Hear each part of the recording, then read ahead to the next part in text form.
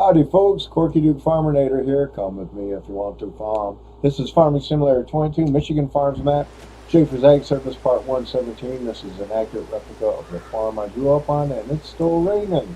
Damn, when's the rain going to stop? 2 o'clock, I believe, is when it was going to stop.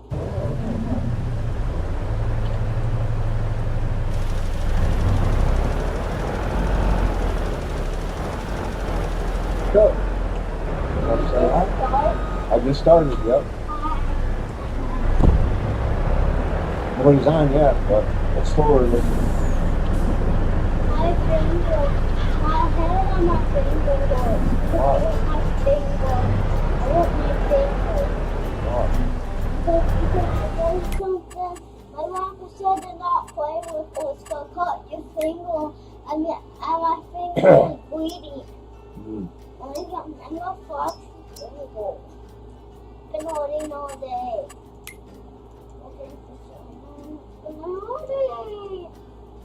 Oh, I'm watching. Mom, What are you doing? my finger.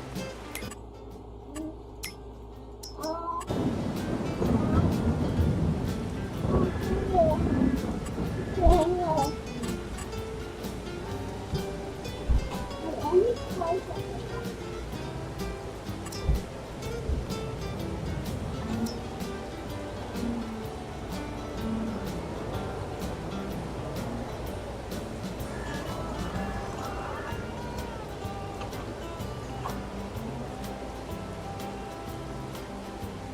Dang.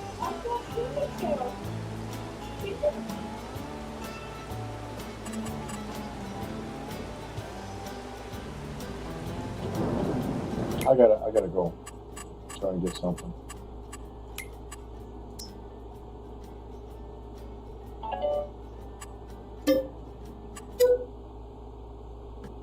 Hopefully it'll work.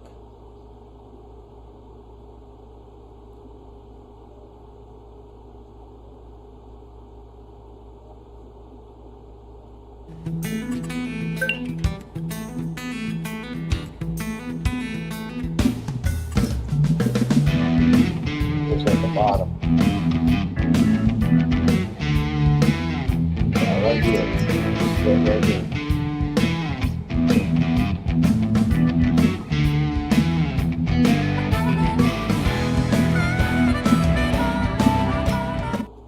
Alright. That's what I was looking for. Yard production pack.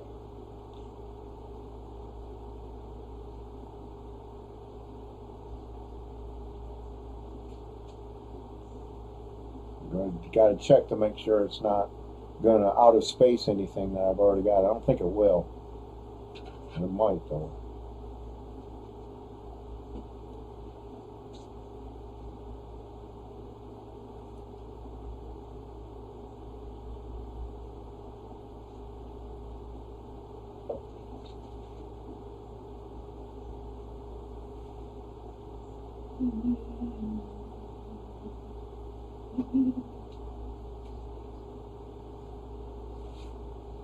No, don't blow them in here, buddy, all right?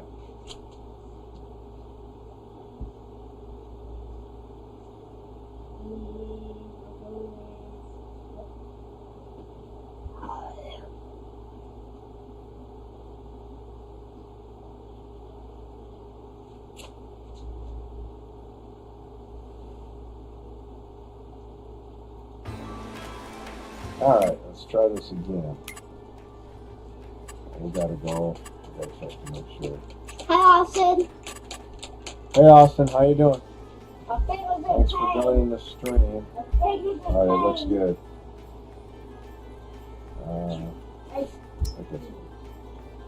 Okay. Yeah, it's good. All right, good. That's to say something. Yeah, he's asking how I'm doing. I'm doing good. We're okay. Thanks for asking, buddy.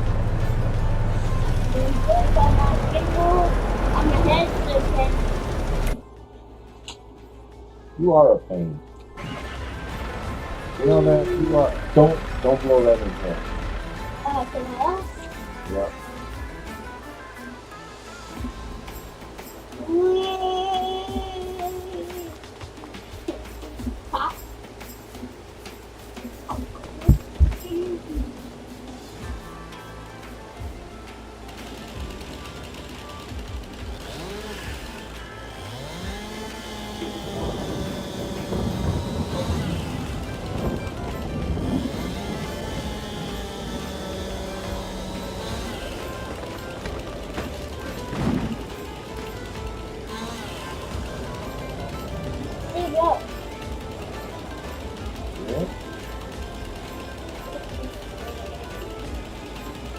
Okay.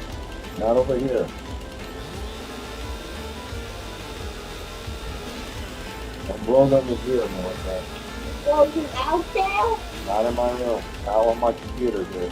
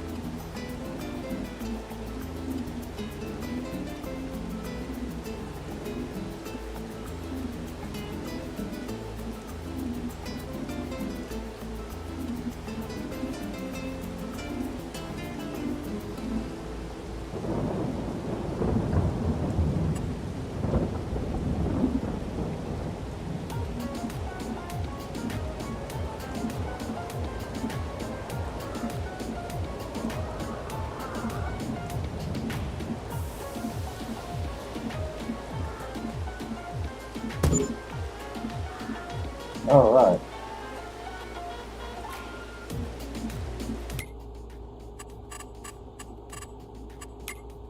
Put the ice cream factory in.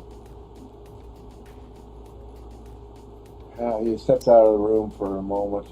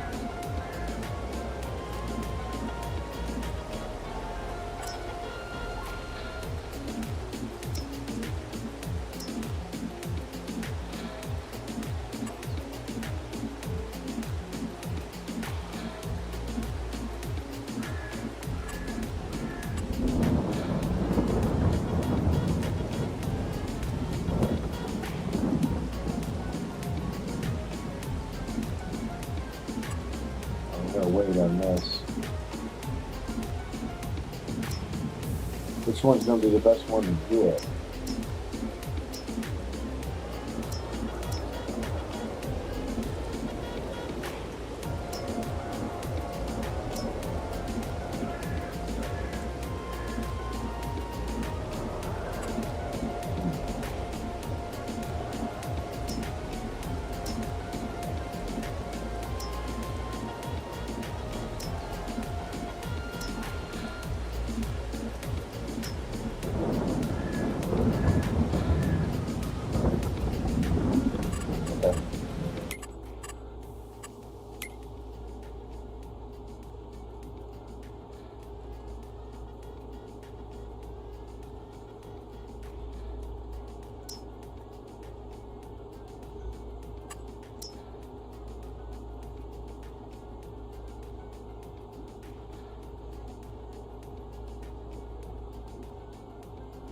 Okay.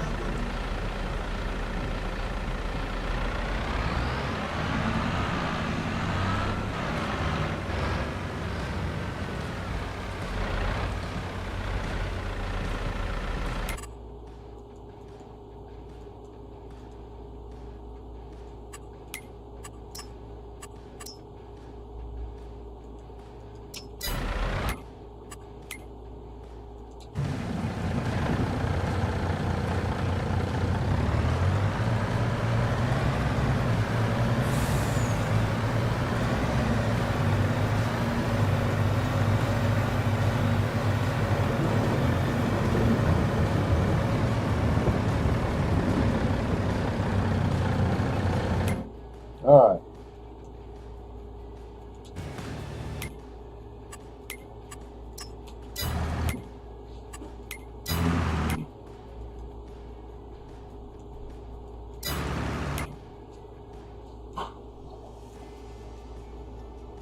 Okay, this field looks like it's done. I get that. I think we already got. No, we didn't.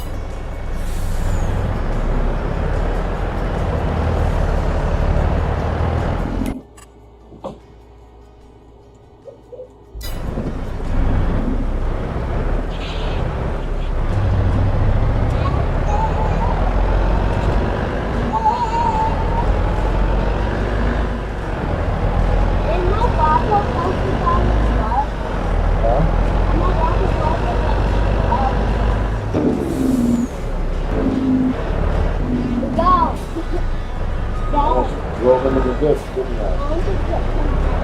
Stop. No, I'm trying to do something.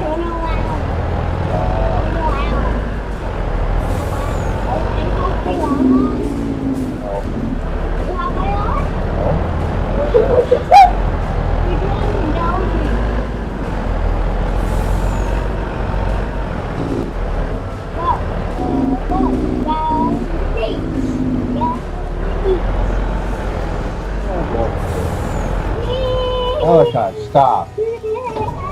Stop.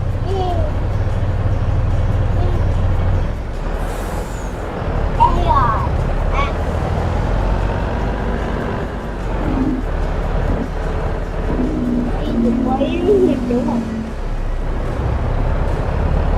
What are you doing? It's not letting you because you don't have enough. I got enough.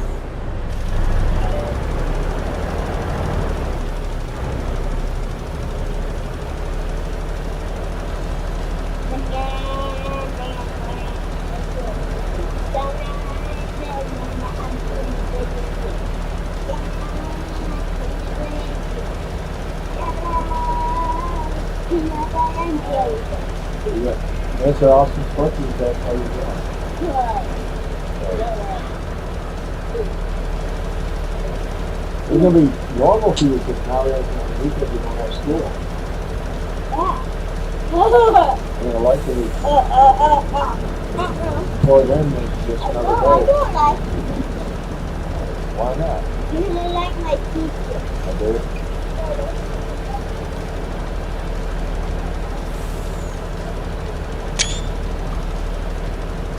You like to read gifts. You like to read gifts. I've almost always had to work on the weekends because we don't have.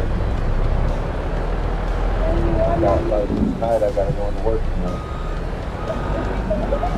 Yeah. For Monday. It's still Monday. Tomorrow, I'm have to go to school. Not tomorrow. Monday.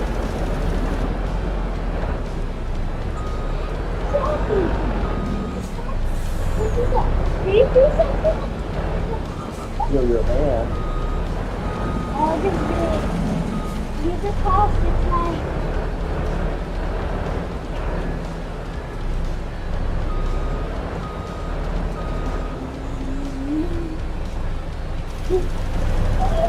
You're silly. I'm doing. You're silly.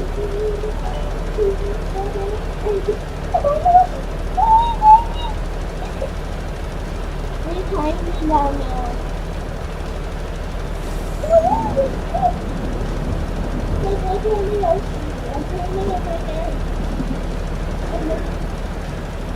Do you see the car? Do you see the car?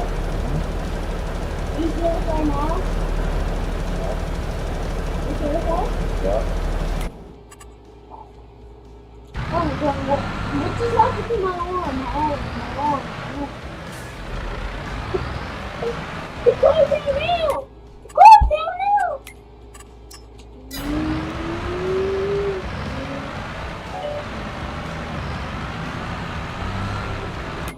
Wait, do you see the car jumping? No. Peanut butter and juice.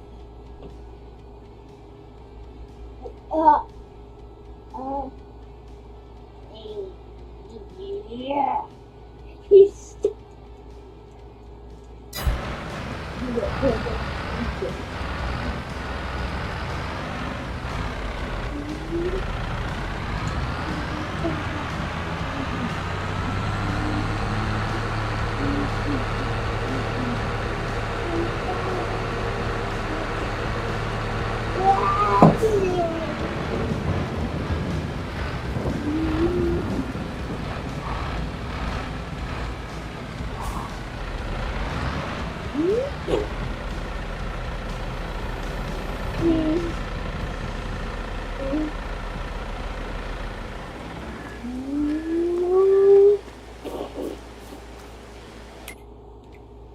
I just want to test out all these buttons. And I press M. Where's M? No. Just don't touch it right now. W.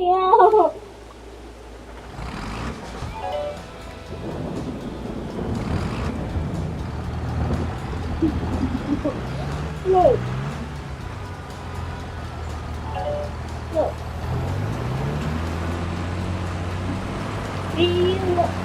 Look.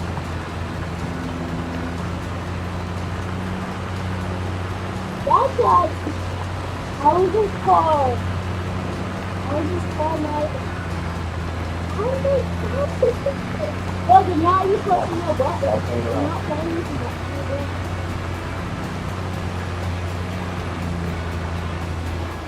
Look.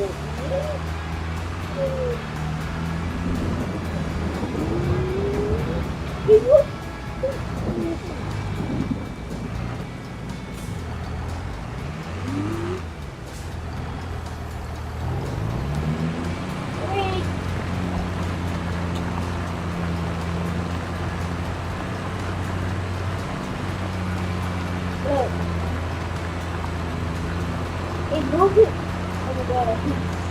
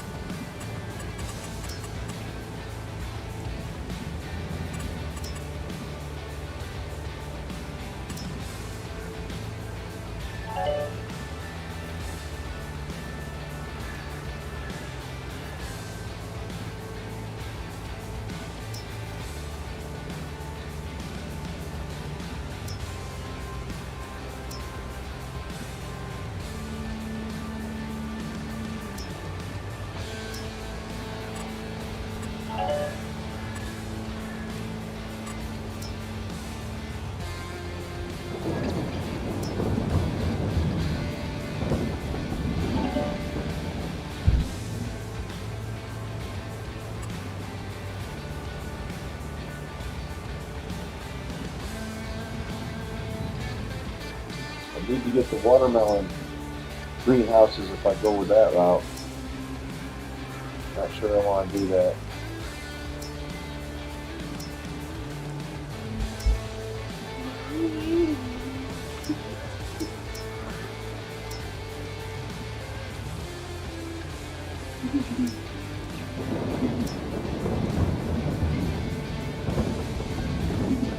That's what I mean. Yep. Put it on the road. Put it on the road. Put it on the road.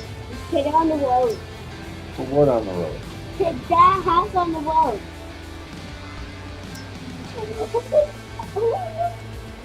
Do you feel? I think 4 or 5 cars on you. Ow.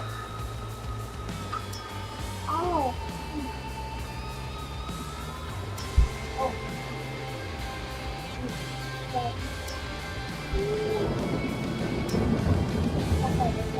Wait. Oh, no.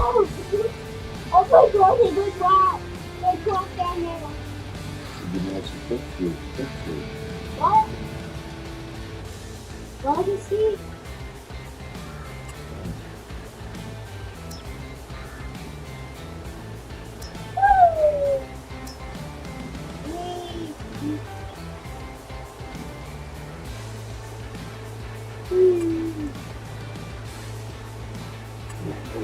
How? Close the window.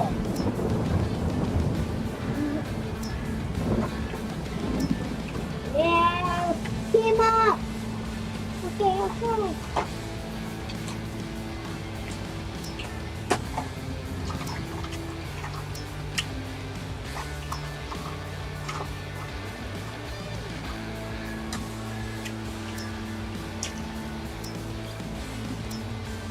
Ah! You're good. Ah!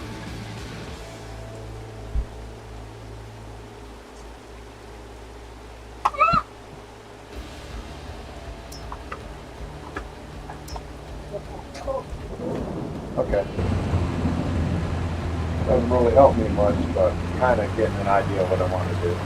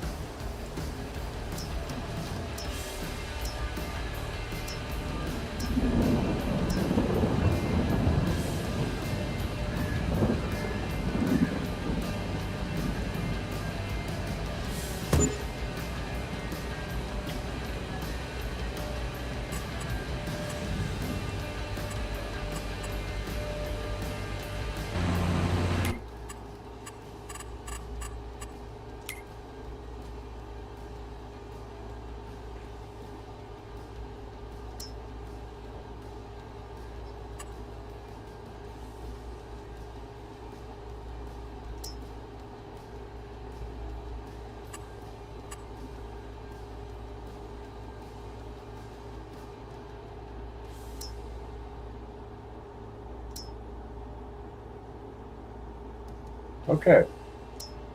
Just going to upgrade this. Probably all the way to level 10, I think.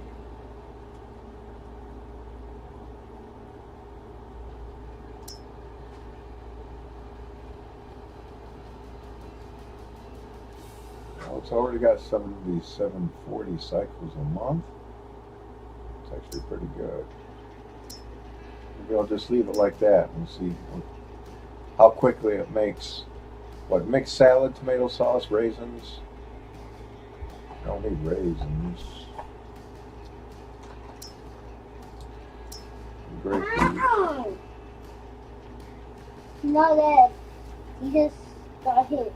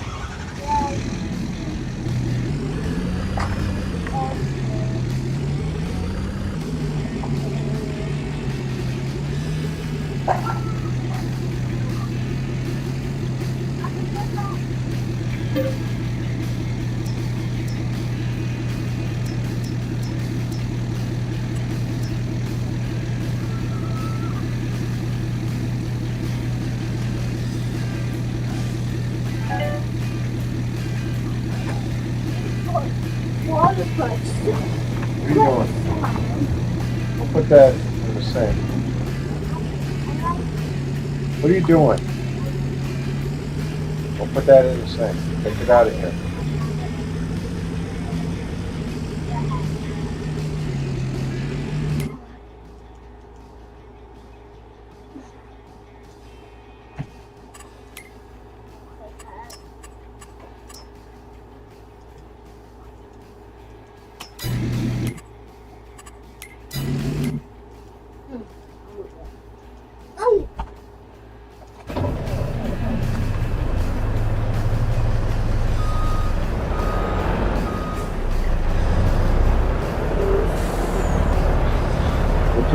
Take all this stuff out of here, Malachi.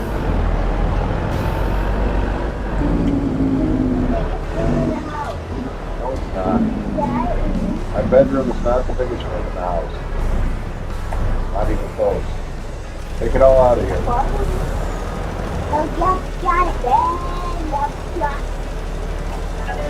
That's about all I can fit in here is the giant bed. Queen size bed. Yeah, there's no other room, is there? Take it out.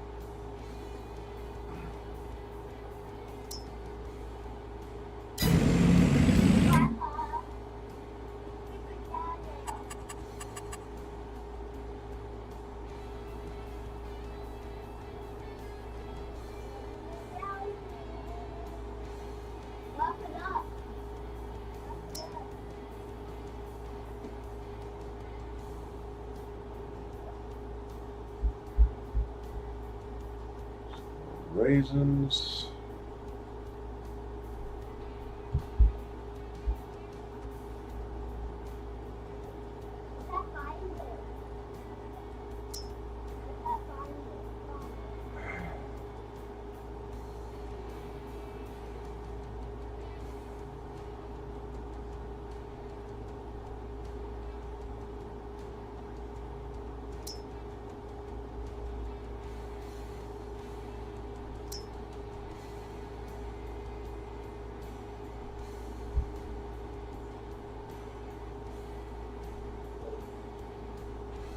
Okay, yeah.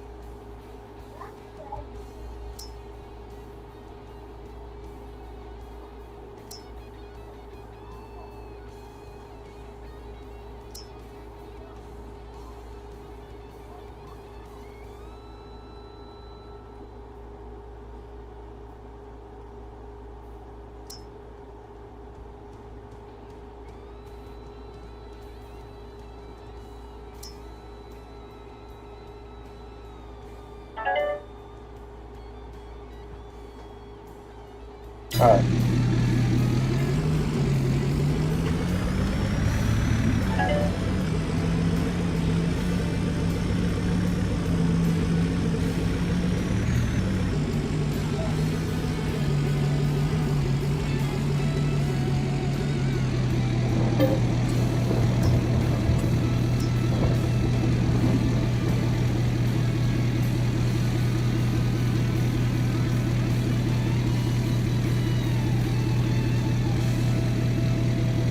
Never knew lettuce came in like a liquid form.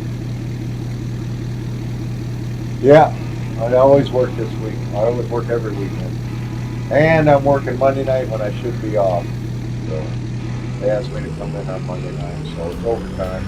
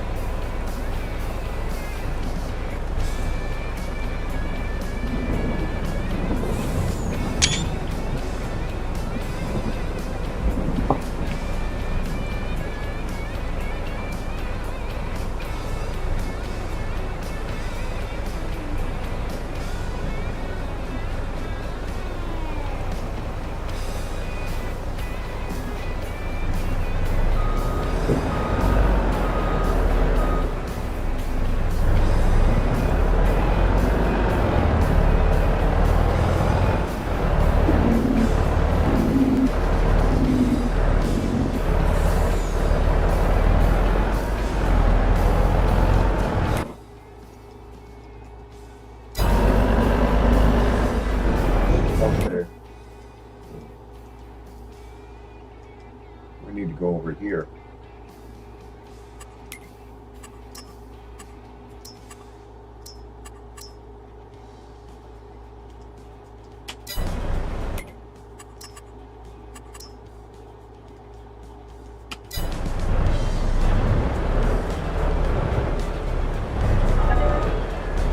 It's no better to try to turn around on a bridge.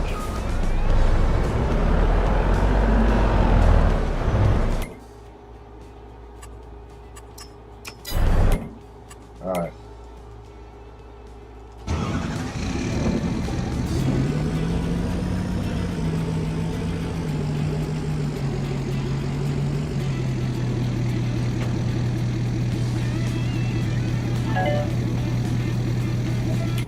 Alright. Got some mixed salads coming in now.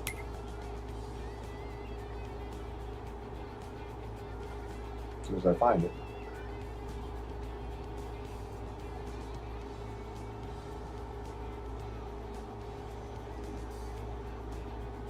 Up there.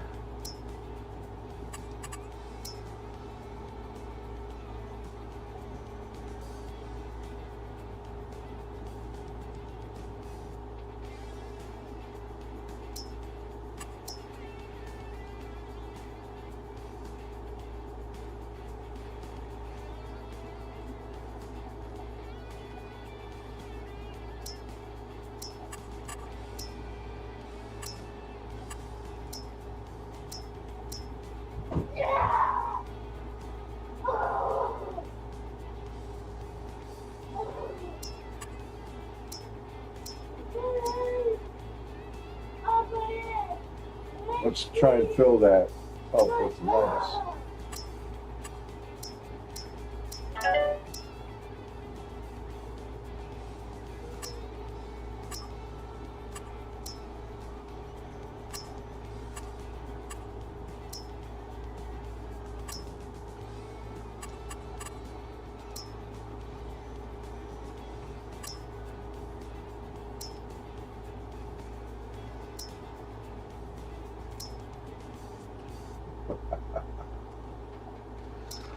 Oh.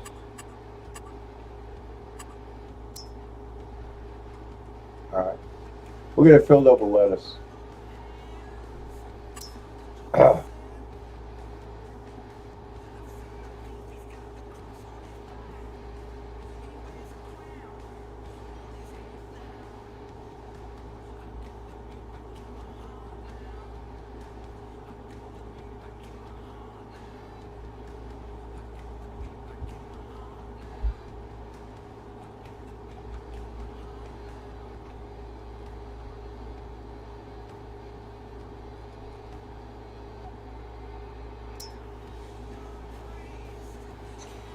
Wow, that's a lot of lettuce it'll hold.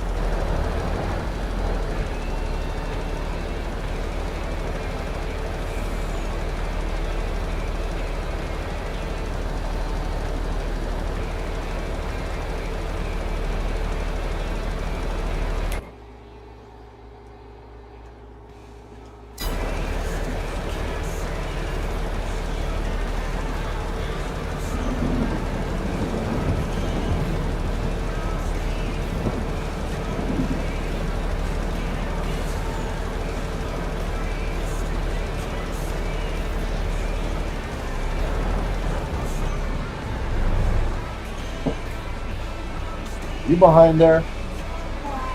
Don't get behind there. I might accidentally hurt you if I don't know you're back there.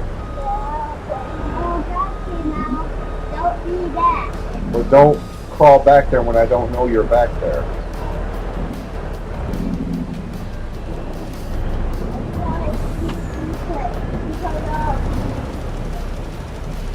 No secrets.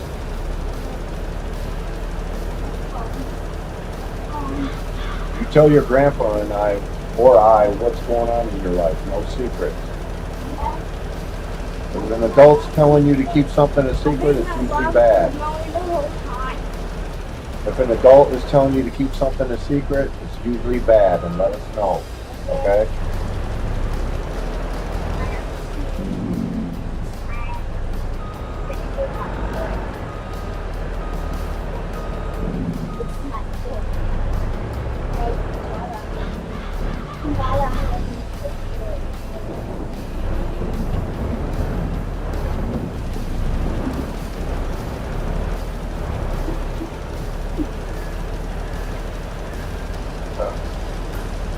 Come on, get up behind him. Cuz. I made up my fork. No, you're not going to put a fork behind you. I gotta get some coffee. I'll be right back. When I get that, I'm just saying like this. No, you're not going to be behind her. Get all that stuff out of there. Get it out. You already know. Alright. Okay. I don't like you being back there. Stop. Come on. Why you got all this stuff in here? You can leave Farmer Bear. Come on. Why do you put all this stuff in here? Come on.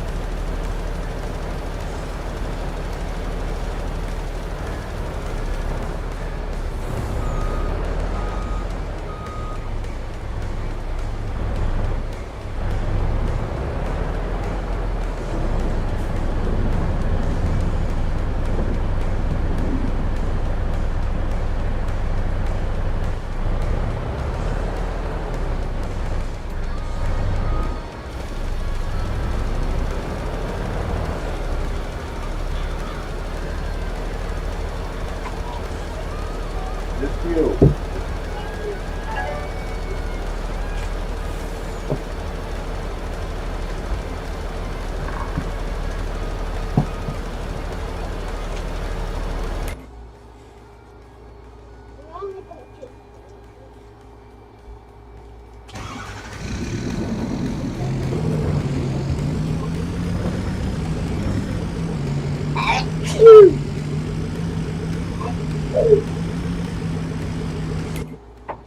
Who made me sick? Who made me have allergies? I don't know. Can I play free games? Okay. Huh? Can I bring 3 things? What? Can I bring 3 things? 3 things? No. Don't bring all that stuff in here, man. Okay. Okay. This much. This much. This much. This much. These are only 3 things. This much. This much. No, don't bring it in here, man. You always leave it in here.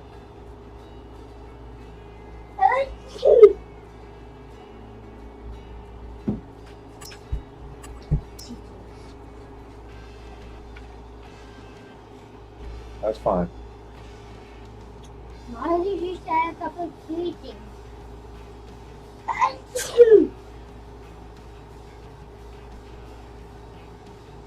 Is there no dust in here?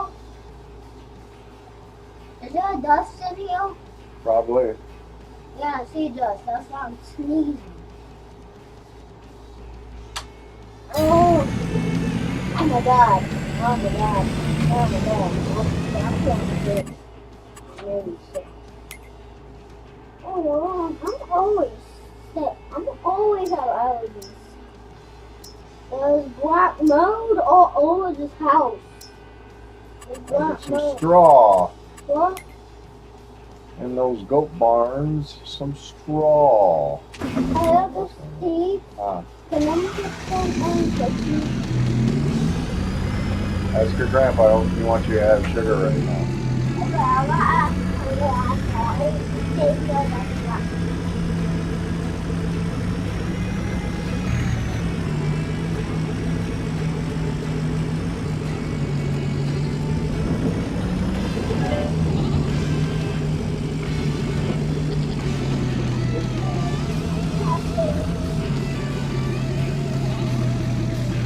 Hold on. I can have it.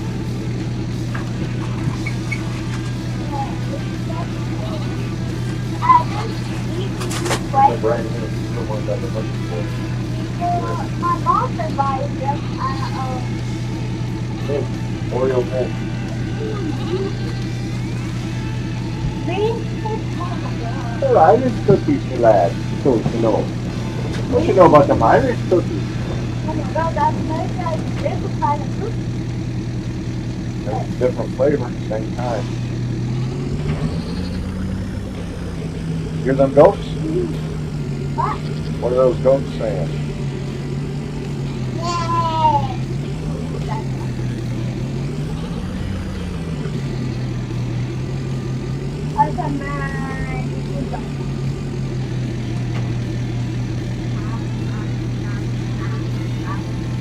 Stop. Stop.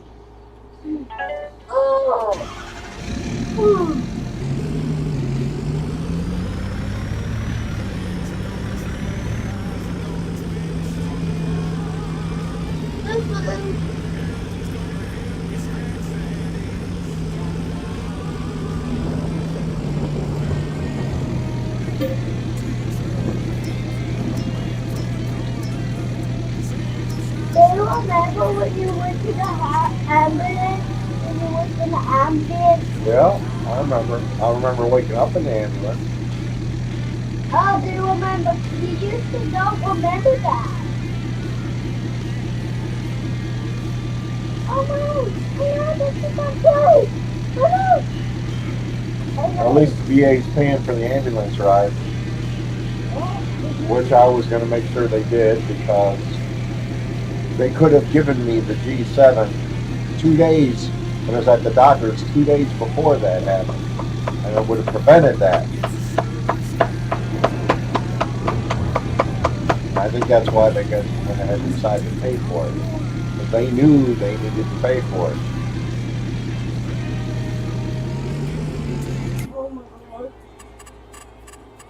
eat the icing.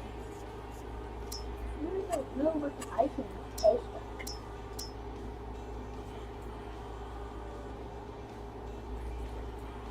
Did it mix toothpaste and mint and did it mix did it mix icing and toothpaste? Did that mix them? Huh? Did it mix mint toothpaste and then did it mix icing and mint toothpaste? I'm not sure.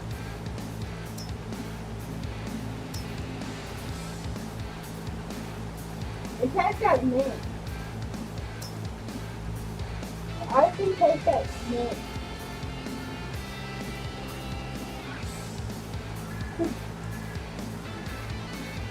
Music. Grab it up.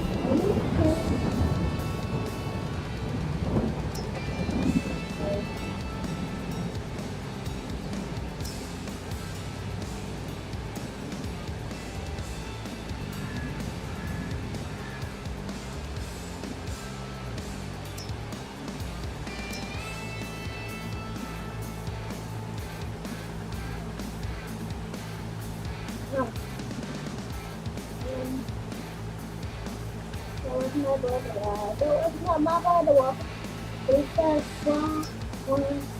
I think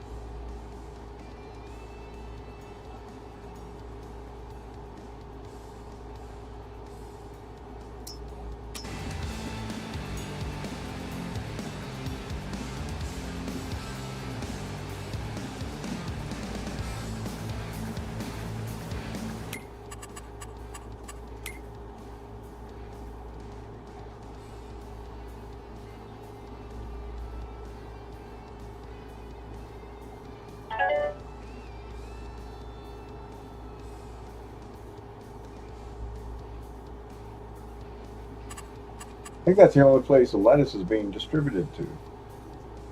You know, a whole 2 million liters of it. That's a lot of lettuce. Damn, that's a lot of lettuce.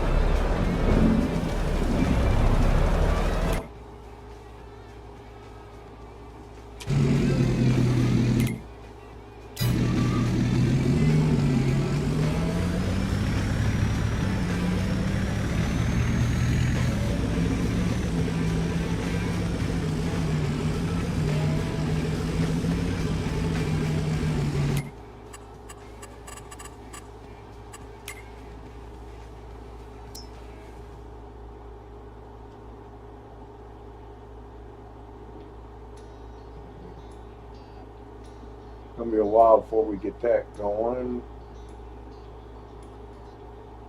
So we'll just keep.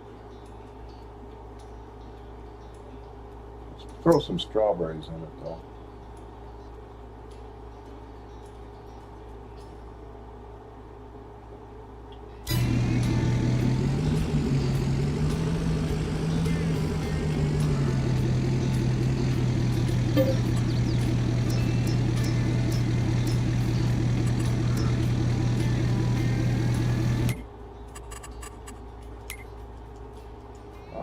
Where did I?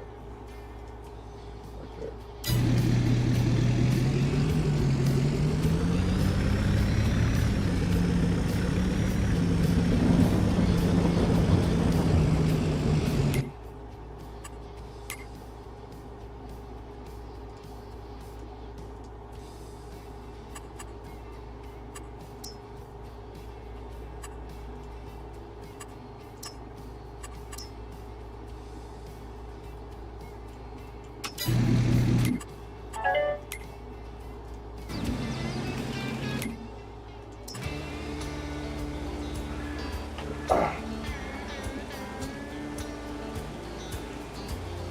Sure, I remember how to spell it. So want to be sure. My favorite ice cream. Schwann's ice cream.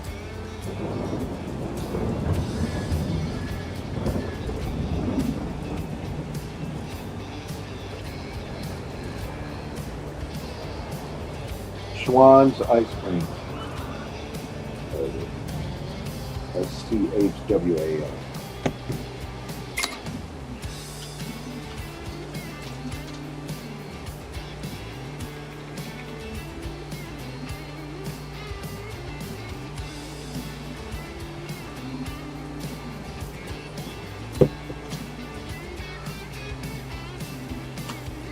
There we go. CHWAN. All right, awesome.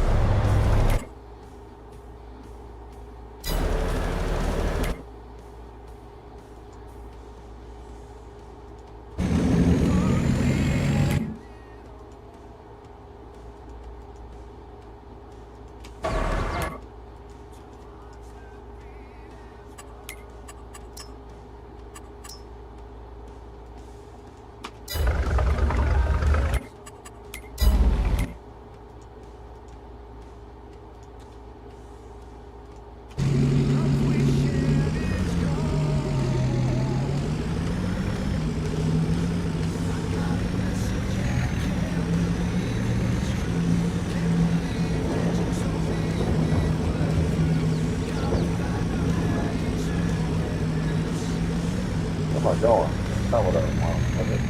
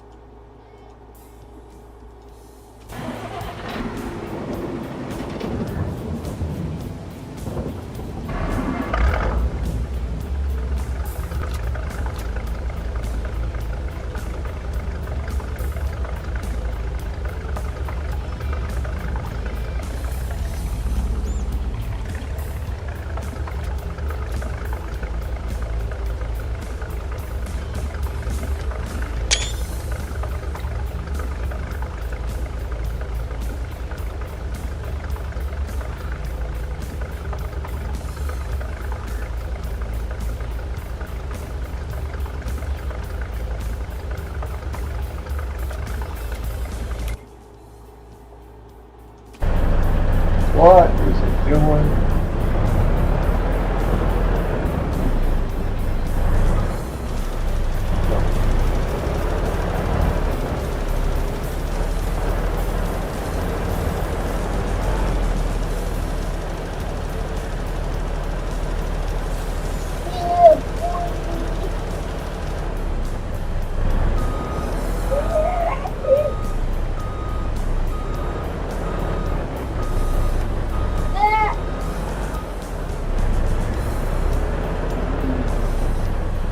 What happened? What happened? Hey! Let's walk. Let's walk by this. Let's walk something. Walk. This guy goes dropping down. Dropping down, down.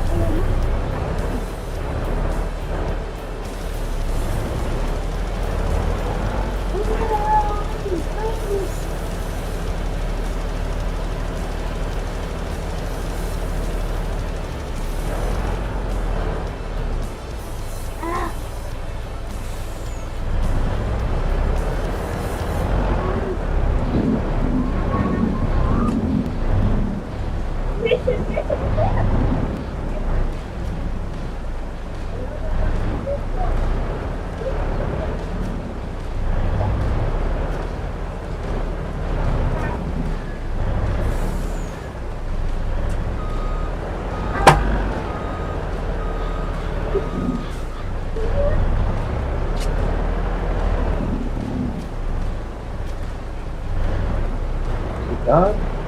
Sit down. You're done. Go ahead. Come on.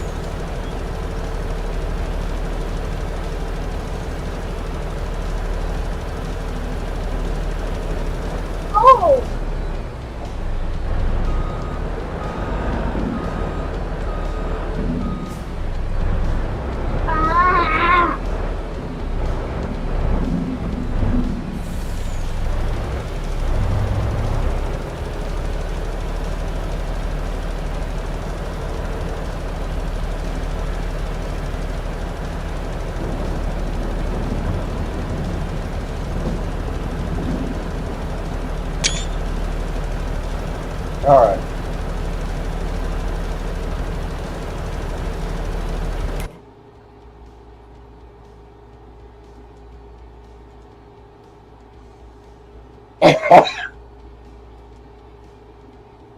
Still got these fields to get. Those fields. And I'll be done once I get these three.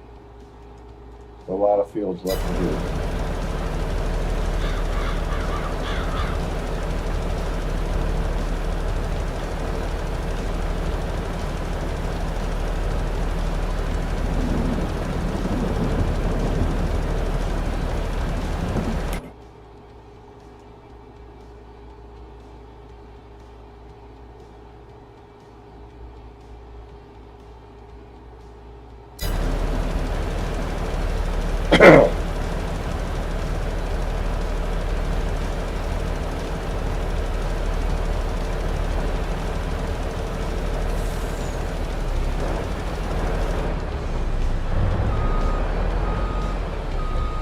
Good. He's doing what I wanted to.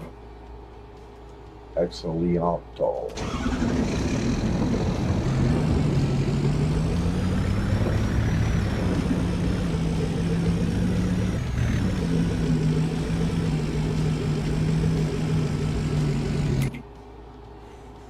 I need more seed, ain't I? Seed and herbicide. Solid fertilizer.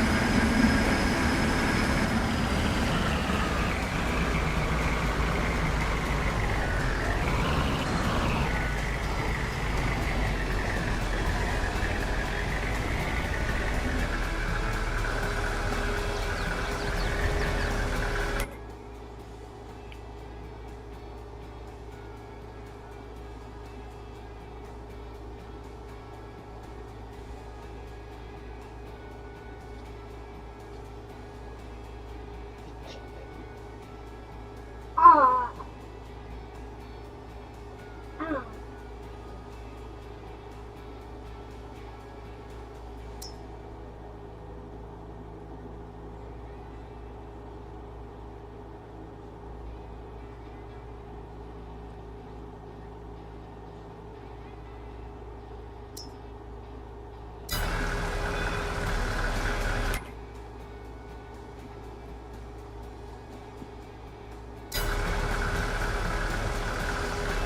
All right.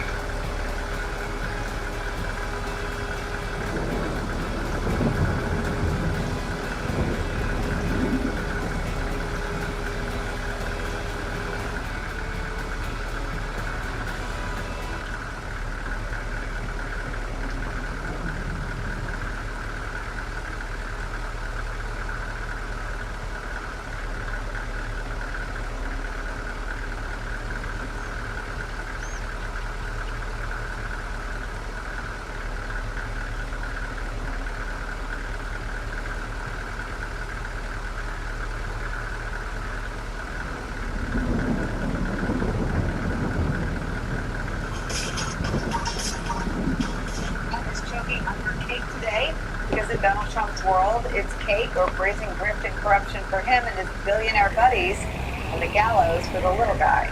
New reporting by the New York Times finds that even as Donald Trump is issuing pardons to his wealthy friends and donors at rates we've never seen before for crimes like wire fraud, bank fraud, insider trading, and money laundering, Donald Trump is devoting his energy to targeting small dollar fraud. Times right says, quote, as the White House expands its war on fraud, the Justice Department announced criminal charges in recent days against a new symbol of that battle, a food truck in Santa Ana, California. The new emphasis on small dollar fraud comes as the administration has issued pardons and commutations to white-collar convicts pulled back from pursuing criminal cases against multinational corporations and dropped high-profile charges against wealthy executives. One former federal prosecutor telling the New York Times that a food truck, quote, is not the kind of case you would typically see federal law enforcement resources being poured into. And that's resources being pulled from other areas. We're not seeing an increase in fraud prosecutions involving public companies, investment frauds, and the more traditional Wall Street prosecutions typically pursued by the Justice Department. Donald Trump letting his friends and donors off the hook isn't just making his friends and donors richer, it's making all of us poorer in the process.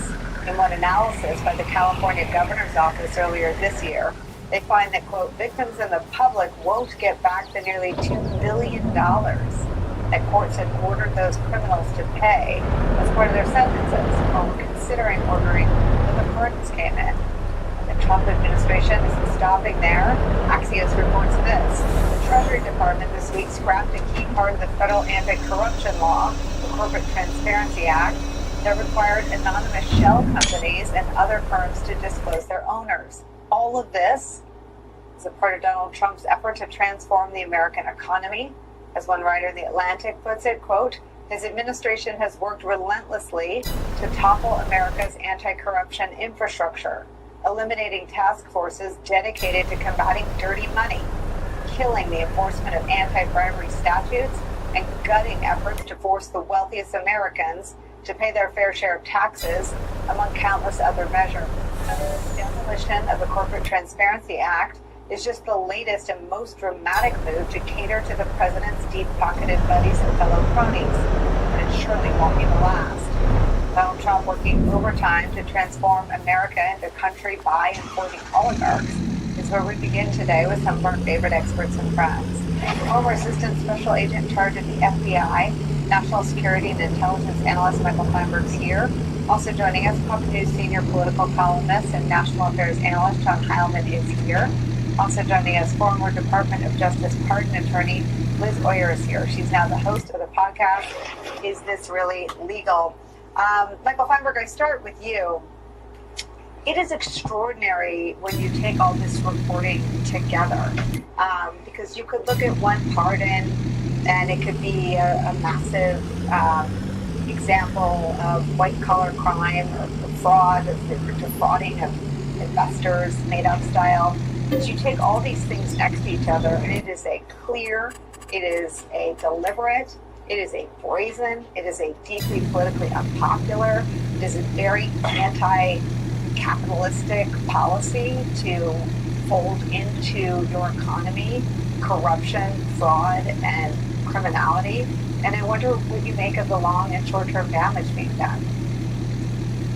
The damage is immense, and unfortunately, like so many things that this administration is doing, undoing it will take orders of magnitude longer than it took to destroy. Look, there's a couple of things going on here. The first and most obvious one is that this administration pursues policies to benefit the socioeconomic class to which most of the policymakers belong. But I'm going to say the quiet part out loud here. If you look at the sort of small-scale fraud they are now solely pursuing, whether it's against daycares in Minneapolis or food trucks in Southern California, I'm willing to bet that if you did another sort of demographic breakdown and analysis, you would find that this is just one more piece of the administration's general preference to go after minorities at the expense of going after people who are actually damaging the country.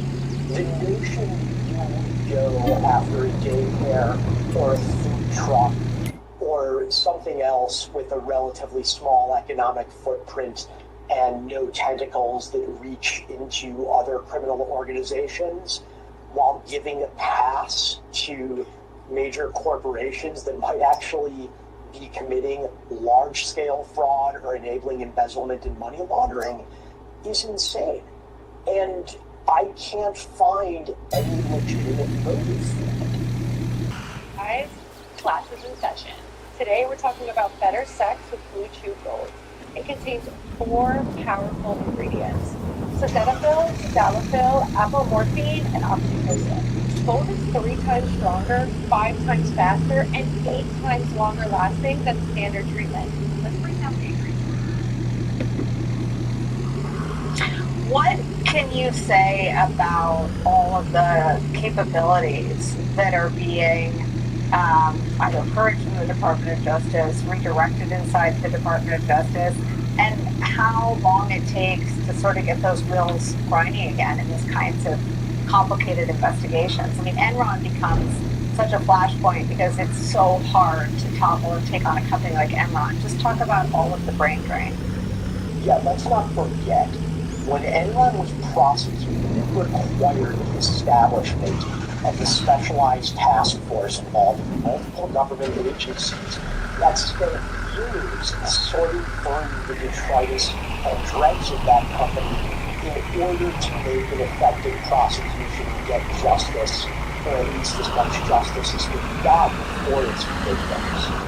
That's going to be exponentially more difficult the next time something like that happens, because this Department of Justice, whether we're talking about the main RFK building or its criminal investigative subcomponents like the FBI, they've jettisoned literally centuries of cumulative subject matter expertise and experience. You can't just replace a toughened, experienced prosecutor or a seasoned investigator with someone who just graduated from law school or FBI. Becoming experienced by necessity involves having experiences. And when you're pushing people out simply because you want to replace them with villainists, you lose all that. And it's going to take years to rebuild. Liz, I wanted to set up the gutting of the sort of corporate fraud investigation unit next to the pardons, because taken together, they really are this 2 sides of the coin, right? It's not just criminal conduct on a scale vast enough to damage countless ordinary people not being investigated. It's the people who were investigated, who were convicted by juries of their peers or who settled, acknowledging guilt, being pardoned if they happen to be political allies. Yeah, the pardon power has become completely corrupted under Donald Trump. Essentially, he has wielded it to decide that the laws don't apply to certain types of people in whom he sees something of himself. He has actually granted pardons now to 3 corporations, which is literally unprecedented. There is no known example of any other president actually pardoning a corporation. He has also used the pardon power primarily to benefit wealthy individuals who have committed large-scale financial crimes and who owe tremendous amounts of money either to the victims of their crimes or to taxpayers. Donald Trump has walked away from prosecutions of those individuals using the pardon power, and his Justice Department has repeatedly dismissed major cases against wealthy individuals. The most recent example of that I've been following is an individual named Gautam Adani, who is one of the wealthiest men in the world. This week, charges were dismissed related to foreign bribery and fraud. He is net worth over $80 million, and he apparently agreed to reporting for himself.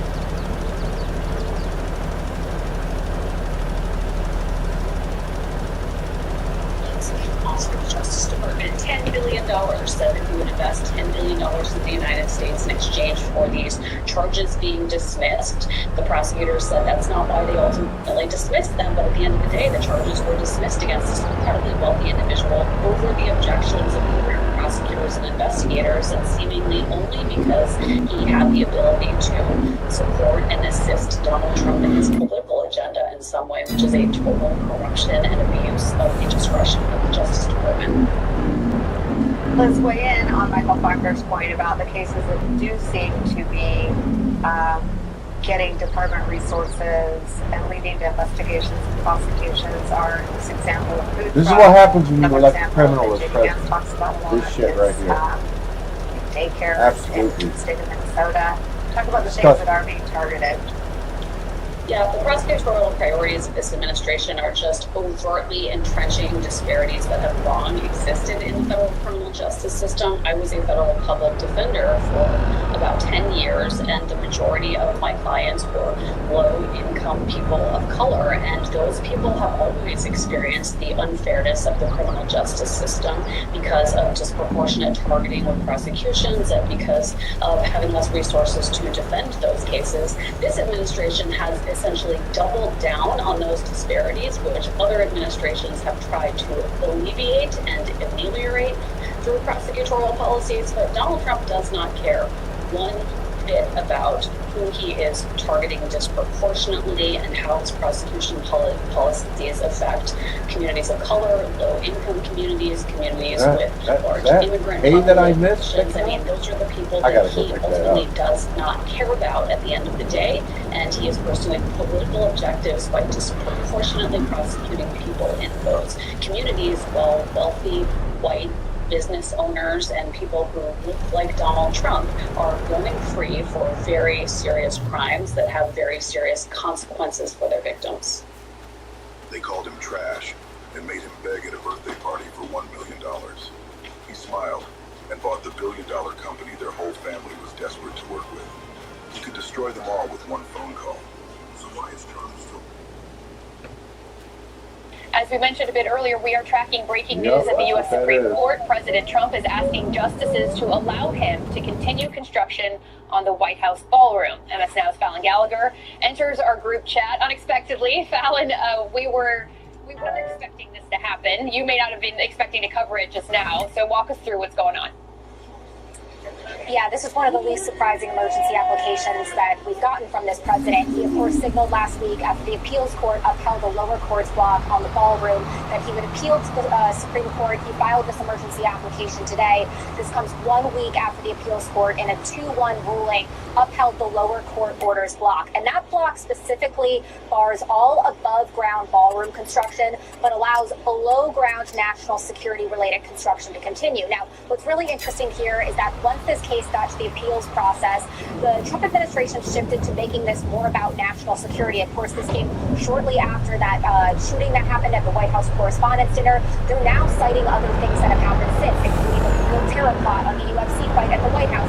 And of course, this is really interesting, and specifically in this Supreme Court application, they're now citing that July 8th incident, which caused him to switch Air Force Ones in that catering cart. They're saying that this ballroom is critical for his national security, the ballroom itself. But the hitch here is that this has always been about congressional authorization, and that is what every single court has said at each step of the way. He can have his ballroom as long as he gets that proper congressional authorization. But now this is going to be a question for the Supreme Court to decide.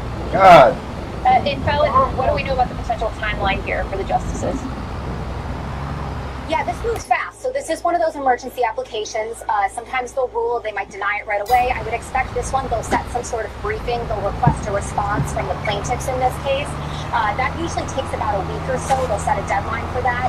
Usually then the administration will reply. And then after that, they can rule at any time. Sometimes that ruling will come within hours of that final response. Sometimes it takes a while. I want to remind you that we are still waiting for the Supreme Court to rule on an emergency case involving the president's elections executive order that would order that citizenship list for people to receive mail ballots. That's been fully briefed for over a week now. We still haven't gotten a ruling on that. So it is flexible, but much faster than a typical Supreme Court case. Of course, those come on regular decision days, so this could happen at any time. A masterful pivot, Fallon. Thank you so much for the deep dive on that after you've been covering Luigi Mangione all morning. David, national security concern? The ballroom, much ado about a ballroom. the judge in the beginning of this case is allowing the construction of a bunker for the president. There was one before, the East Wing was torn down. And so that national security problem is being addressed.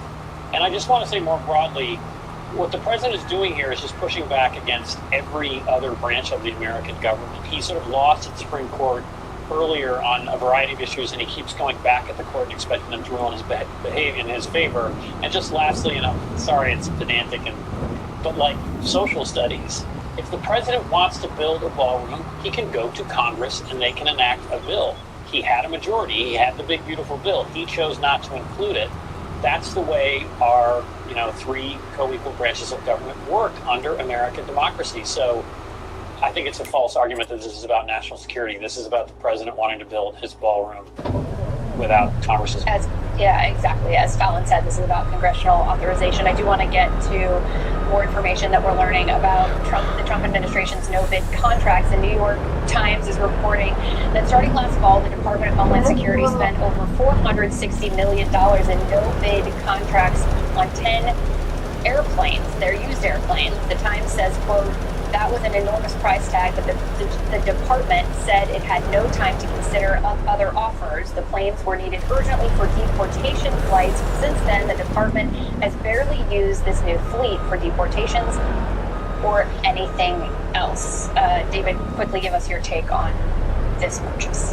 Fantastic reporting by the New York Times. So we'll always cheer for journalists. And you just have this contradiction, and I want to let others weigh in on this, where you have a Republican president in not engaging in capitalistic competitive bidding, simply, these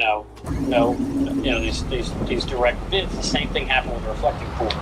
It was a no bid contract. A contractor, he had worked with before privately. The Mar-a-Lago pulled out, and they did a terrible job.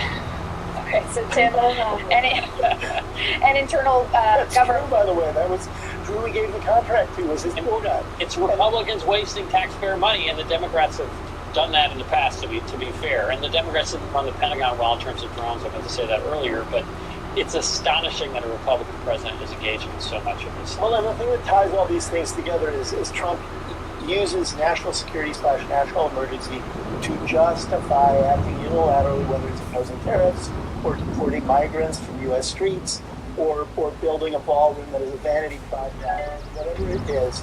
He understands that it allows him in here to override congressional powers of the purse and powers of approval. That's why he's doing it.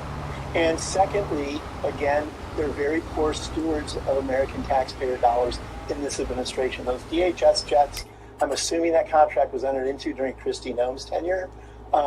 We know that she spent flagrantly for things that maybe you shouldn't be spending on when you're running a federal agency, just like Kash Patel, just like the president. They're not responsible with other people's money, and they're not managing the government effectively through it, and they're using national security as a blanket for allowing them to say they can do whatever they want to. Lizzie, this is clearly not the first time we've seen a no-bid contract. You mentioned the Mar-a-Lago pool guy, but there's also the $7 billion for 11 icebreaker ships. We also saw the fiasco with the reflecting pool. We have seen this with the ballroom itself. The no-bid contract for the ballroom's valued at $500 million. What is going on here? Why is the Trump administration circumventing the normal process whereby corporations would bid out for the privilege of building these things? Because it wants to. Because money matters to them on a more personal, granular level. You want to enrich their friends? It's not that big of this is a little bit like a mystery to figure out. A child who keeps coming out of the bedroom and coming up with other reasons to stay awake. Like, Mommy, I want one more glass of water. Can I have a snack? Can I have one more? Familiar with this paradigm. It's triggering. You're supposed to go to Congress. There are entire wings of the federal government dedicated to procurement. But even back to the very beginning of this term, if you look at DOJ, for example, all of these agencies have inspectors general. They have auditing processes. I am not saying those processes are perfect in any way, shape, or form. But the administration just doesn't want to follow those rules. Charlie, at the end of the day, we can talk about how ludicrous this seems, but for Americans out there, how does it impact taxpayers? Do we know? Well, they're watching how the money is being spent. So, in the beginning we had DOJ, which was, slashing all these programs because we were fiscal conservatives, right? And then what do we see now? By the way, one of the words I think we need to resurrect in the English language is boondoggle. Wasteful, expensive, completely unnecessary. And everything you described is a massive boondoggle. And as Tim points out, how ironic that it's taking place under a Republican administration. But whether you're talking about the reflecting pond, whether you're talking about the white elephant Arctic, our Arctic ships, whether you're talking about, all of these, DHS deportation planes. By the way, you showed a picture of a luxury business jet. That was, taxpayers had to pay for that in order to deport migrants. What you have is this split screen where you're talking about people's economic anxiety in their daily lives. And then they're looking at Washington, D.C. Is Donald Trump draining the swamp, or is he just filling it up with one vanity project after another, one wasteful boondoggle after another? So again, this is one of those things where you hope that voters are going to connect the dots between now and the midterms. Yeah, are people paying attention to this? People are struggling out there to pay for gas, to pay for rent. We have been hammering that point. Are people paying attention to no-bid contracts? I mean, obviously we're here reporting on it. It's important. But Charlie, what will the implications be for Republicans, and are they going to get questions about this as we head into the midterms? Well, they ought to. Reporters ought to ask questions about this. This ought to be in ads. And the fact is that the average MAGA voter can understand something like they spent $464 million on planes that are just sitting there. They can understand spending billions of dollars on icebreakers that have no actual purposes. In my conversations, when you say, how do you feel about spending $900 million on a new ballroom or spending millions of dollars on the reflecting pond, people understand waste, and these numbers are comprehensible. So here's again, another job for Democrats. Bring it up, talk about it. Challenge the Republicans when they claim that they are fiscally conservative. Challenge them when they claim that they are prudent. They're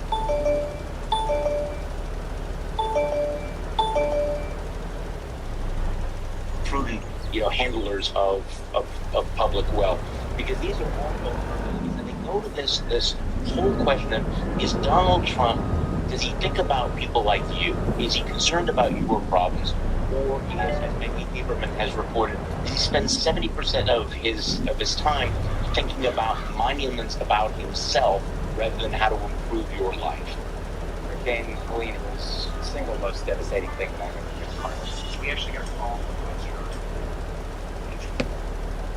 from MS Now spoke exclusively with the wife of the sailor who actually jumped off the ship last week. She says he was in the water for about an hour before he was rescued and then medically evacuated off the ship. The wife said she was not contacted by Navy officials about the incident until 4 days after it happened. She learned about what she described as a suicide attempt after one of her husband's friends on the ship messaged her that someone from his squadron went overboard, she said. Later, that friend told her it was indeed her husband, according to messages reviewed by MS Now. Now, the wife said she had not been able to stay in regular communication with her husband, who is a 19-year-old aircraft mechanic on his first deployment, because the internet signal on the ship was unstable and inconsistent. She said when they did talk, he expressed that he was homesick and exhausted. She shared the last text exchanges she had with her husband on July 21st, and in them he writes, "I think the boat is finally getting to me." He went on to write, "I'm really trying to not feel negative or hopeless, but between the Wi-Fi and not knowing when I will come home and not knowing what is happening back at home, it's really getting to me. I don't think I can do another deployment after this, and I don't even know if I can finish this deployment." Here is some context about the strain on the service members. The Lincoln left its home port of San Diego on November 21st.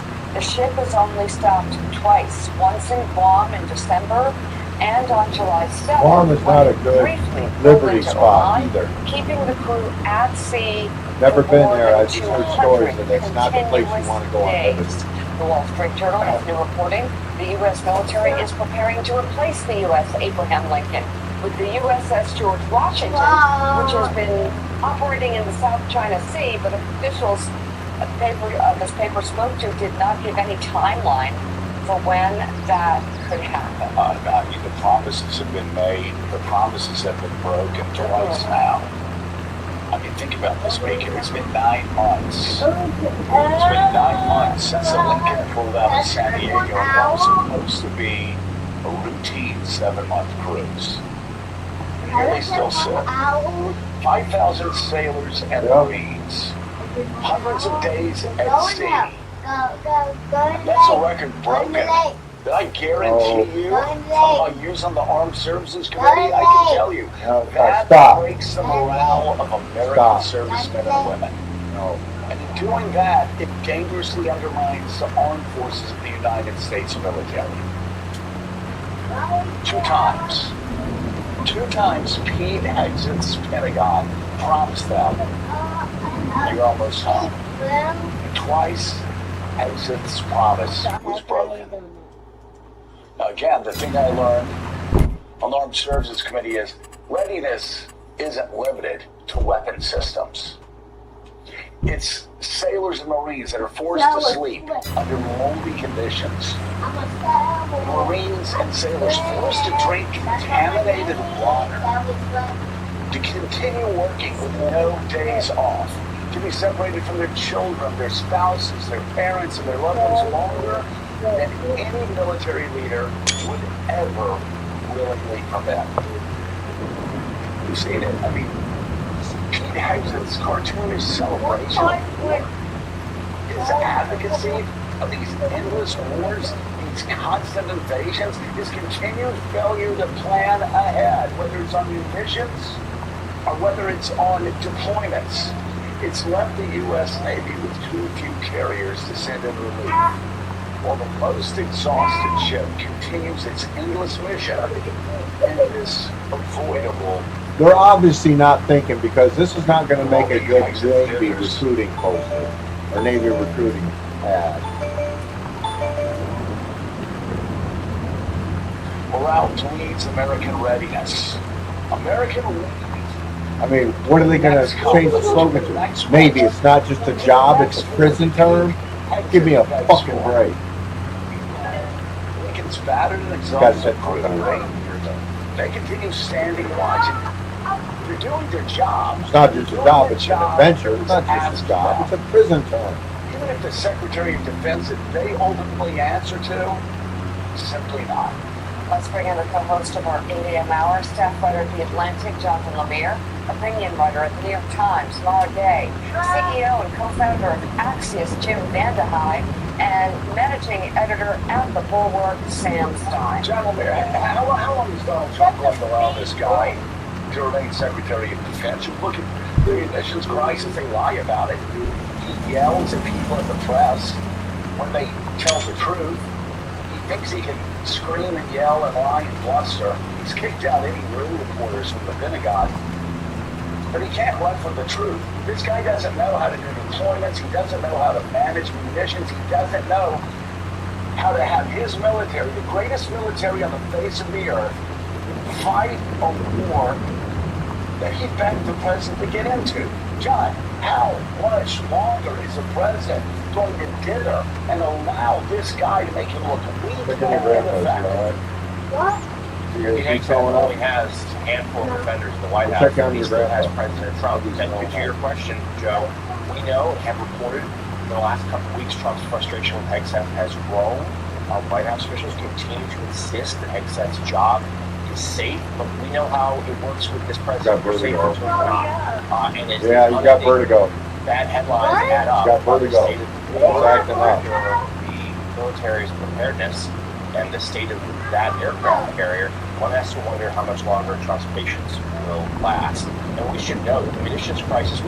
We've discussed at length this week about the defense, these interceptors. They're down significantly. That right now, the U.S. does not believe we have the ability to adequately defend our bases and allies in the region. And don't even mention like Asia, whether there's be an incident there. Also, Washington Post reporting the U.S. military has lost roughly 25% of its Reaper drones. So that's another piece of the arsenal that's been depleted because of this war. And Joe and Mika, just yesterday, Secretary Hegseth, we're talking about his aircraft carriers having record long deployment. Just yesterday, he was asked about how long this naval blockade might go on. And he says, we can hold it as long as we need to. And then he used the word indefinitely, suggesting that this naval blockade, and therefore assets of the U.S. Navy, could be in that region indefinitely. So the very That means they're just going to do the same thing they just did to the Abraham Lincoln. They're going to do it to the George Washington. Sailors on the George Washington, beware. If they treated Abraham Lincoln that way, they're going to treat you the same damn way. Don't be in denial. And as Jonathan You may want to just think mentioned, about there's new letters reporting of this morning ratification on the depletion of the United States maybe weapons mutiny. stockpiles amid the Iran war.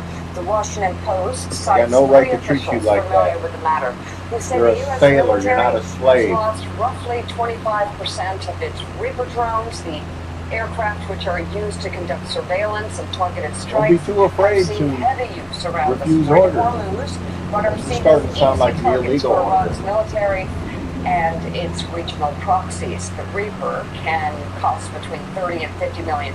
You could win in a court-martial with case. the potential taxpayer cost of recent This losses coming administration, in at $1.3 regime. billion for that weapon system alone. The aircraft is just one in a long list of U.S. weapons and munitions drained by this war.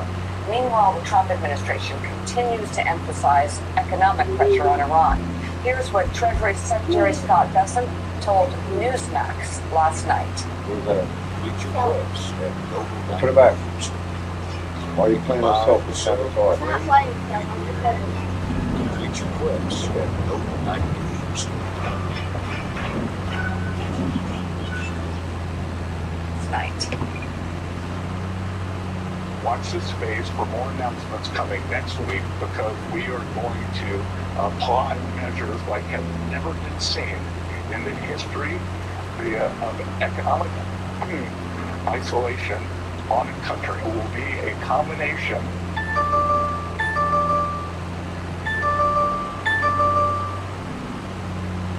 of economic isolation like the world has never seen before, continued blockade in the Strait of Hormuz that will keep anything from going in or out of the Iranian. So glad he was all right after being put on the decoy plane. Yeah. So, Didn't make the cut for the bakery truck. Yeah, he did. So anyway, Jim Van going back to the Armed Services Committee, what we always obsessed over all the time, Democrats and Republicans alike on Armed Services Committee, always there, the American military's ability to fight a two-front war. We always thought we had to have enough munitions, we had to have enough weapons, we had to have enough carrier groups. We had to be prepared to fight a two-front war. The United States has been fighting this one-front war, mainly we're the side that's shooting without them shooting back that much. And we're talking about Iran, not China, not Russia. We're talking about Iran. And yet, we didn't even plan for this. We're running out of munitions. We've got troops on rotations that are going to crush morale, that's going to crush readiness, that's going to bleed into the next conflict. What's going on here? Again, we talked about this for a month. This was all foreseen and foreseeable. The president was warned by all of his advisors that all the scenarios we keep talking about on the show could and would likely happen, that the Iranian regime wouldn't just buckle, that it would fight back, that they're not motivated by worrying about economic sanctions. Their economy has already collapsed. So then when you go into this war and you send these wobbly signals about whether it's working or not working, imagine being the Secretary of the Navy trying to figure out, okay, when do I have to rotate deployments? Imagine being the commander of that ship. One day it seems like it's done, the next day it seems forever. Then the obvious outgrowth of that is what you talked about at the top of the show. My dad loves the saying, prior planning prevents piss poor products. Same thing with performance. And you're seeing it because there isn't a plan, there's no direction to get these, and he likes Hegseth. Yes, there's a lot of people around him don't like the defense secretary. He likes it because he does not push back, because he defends everything that the president does. And he says it's always part of the plan, that he'll go after the press, that he'll purge people that don't look like him outside of the military, regardless of what their qualifications are. He's doing what he was asked to do. Kentucky's Democratic Governor Andy Beshear is joining us now. Mr. Governor, I appreciate you making time to talk to us. You just heard the Vice President, J.D. Vance, say that keeping gas prices down, that's the #1 goal in the Iran war. He says the #2 goal is ensuring Iran never gets a nuclear weapon. Governor Beshear, are you clear on what the administration's objective is here? No, and neither is the administration. If the goal is cheap gas, they caused the price of gasoline. They started this war with Iran before Trump and Vance's decision. The Strait of Hormuz was open. Iran didn't think that it could control it in the way that it currently is. All they've done is created a stronger Iran.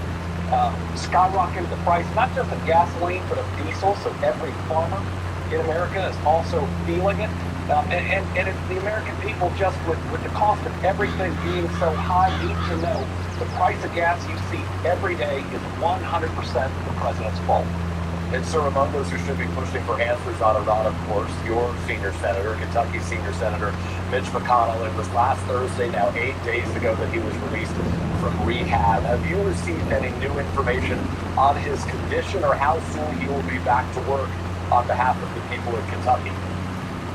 I've received absolutely nothing, and that's the same that the people of Kentucky have received. This is why the Senate feels broken. These guys don't think that they have a boss, or the people of Kentucky are their boss. They don't feel like they're accountable whatsoever. It's Mitch McConnell not showing up for work for 2 months and refusing to call into one news show or create one video for the constituents that he's supposed to serve. But then it's also the Republican leadership.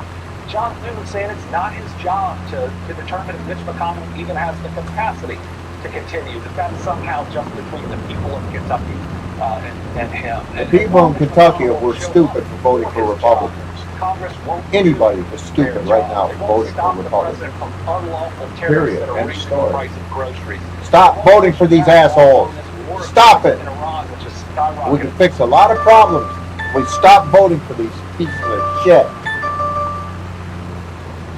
The price of gasoline. They won't stop these terrible cuts.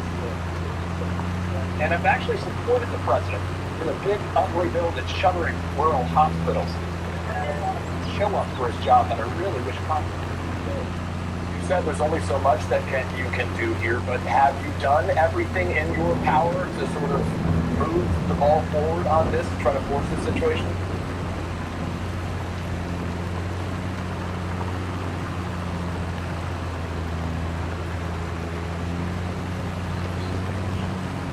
I have, and let me first make sure I say, I hope Mitch McConnell is okay. I've known him most of my entire life. I want him to get better, but I just believe he has a responsibility to talk to the people of Kentucky, and I don't think that's Well, he apparently doesn't think He so. can call into your show for a couple minutes. He can call into Fox News. I don't really care where he does, but just give the people some reassurance and shut down any and all of these conspiracies. But what we've learned is for a vacancy to occur in the Senate itself has to declare that vacancy. If a governor could just claim someone doesn't have capacity and call an election, imagine how many times in the past that would have happened. So a state officer can't just unilaterally do that to a federal officer. But I just think that it's bigger than just Mitch McConnell, though I think he's ruining his legacy by this. It's about a Congress and Republican leadership that think that they don't answer to the people of their states, and certainly are doing their constitutional duty to be a separate, independent branch of government and a check on this out-of-control president. Should there be new legislation on congressional term limits? Yes, we need more than that. We need to fix the darn government constitutional amendment because way too much is broken.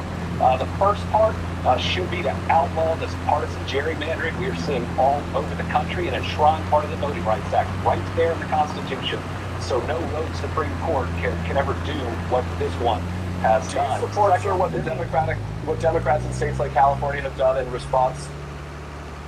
Oh, I do, because they didn't have a choice. You know, you can't unilaterally disarm, but let's have a constitutional amendment where it never happens again, where neither party can do it. Let's set those term limits, and not just term limits for Congress. Let's set them for the Supreme Court too, so you can't gain when somebody steps out and trying to put someone in that'll serve for a period of time. Let's overturn Citizens United. Let's actually fix the problems with government.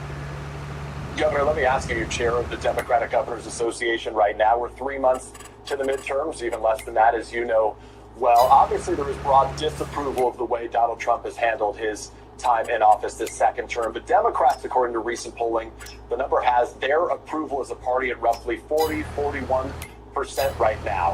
What do you believe is the cause of that? Well, the overall Democratic brand polls poorly, but our individual candidates, especially for governor, poll really well. And that's because they are folks that get things done. They work to lower prices. They work to expand health care. They work to have safe roads and bridges. They work every day to provide better public safety for their people. We try to bring new jobs to our states with better wages. Democratic governors get things done, and we're going to win races in places that people aren't expecting. We're going to win in Iowa and turn it blue. Amy Acton in Ohio is running a great race. Jocelyn Benson is going to make sure Gretchen Whitmer has a Democratic successor. Just great candidates all over the country that are running really good races and are going to win. You were talking about some governor's races and the impact of Democratic governors or potential Democratic governors in some of those states. I want to ask you about some of the other places, including the Senate races. Michigan, Abdul Al-Sayed, obviously a much more progressive candidate than Haley Stevens, who he beat for the Senate nomination there right now. There are concerns within the party about this division between the progressive and more moderate wings. Do you worry that some of those more progressive, those farther left candidates right now will alienate independents in states including yours? Well, everybody out there has to get out and earn it. You have to win an election. You don't just get it because of the party that you're a part of. And the Democratic Party needs to be a Big Ten party where people can have disagreements on how to reach a solution. But let me tell you, differences within the Democratic Party are a lot smaller than the differences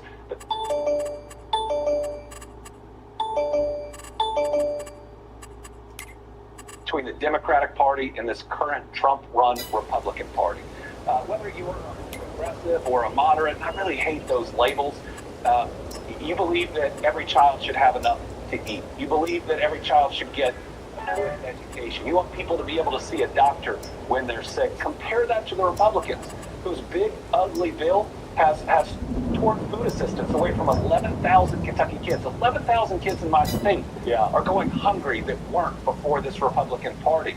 You see rural hospitals shuttering all over the United States because of what they've done. So I don't agree with some of the policy proposals of some candidates that are running, but at least they want to fix the problems that are out there, while Republicans are only making them worse. Andy Beshear, Governor, I appreciate your sticking around for a couple more seconds. There's so much to talk about with you, and one of those major issues that has been resonant around the country, certainly it's an issue that's top of mind for you, is the idea of data centers right now. You signed an executive order just this week to rein them in. You said the Trump administration kept you out of the loop last month on what was a $100 billion data center campus on federal land in your state.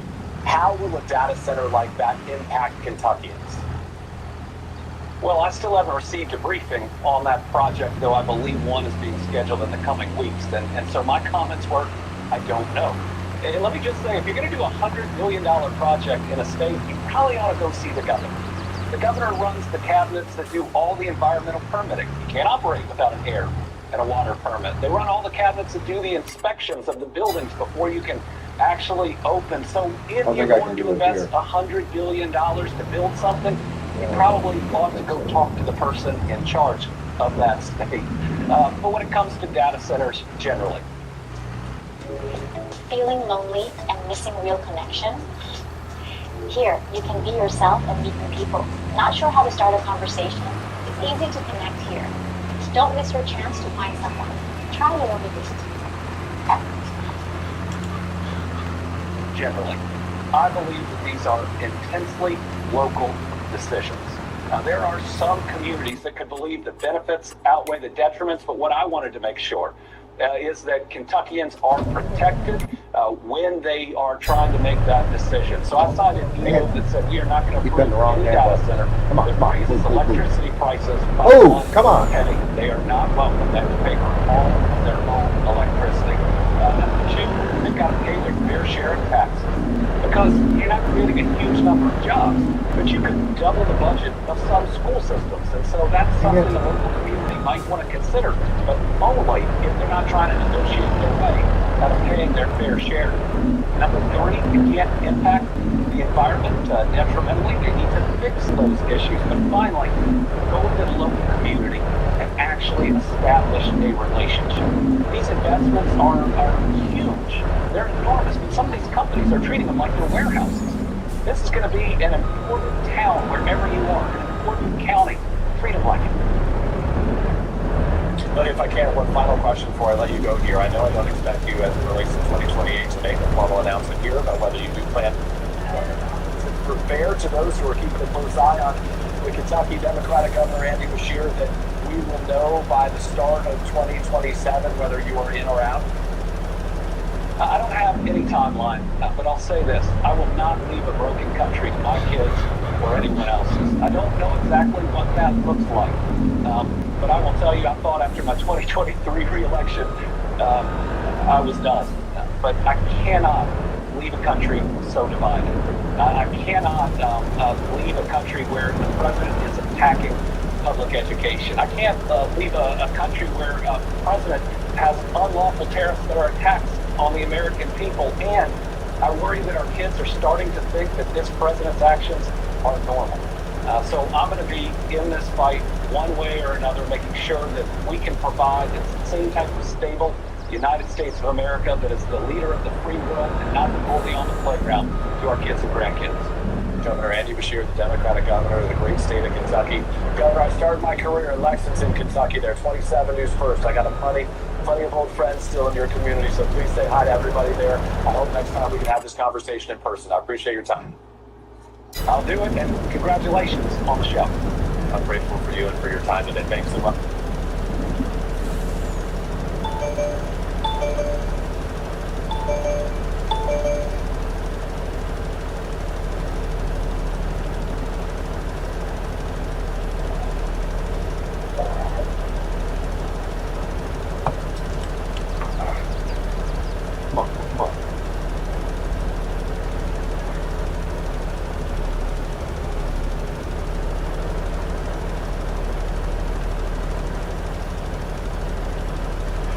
Should be obvious. Why the left hates the right? Ah, trying to be Nazis, that would be a good start right there. Why do you support Trump? Mainly just because I can't stand for what the left stands for, which is,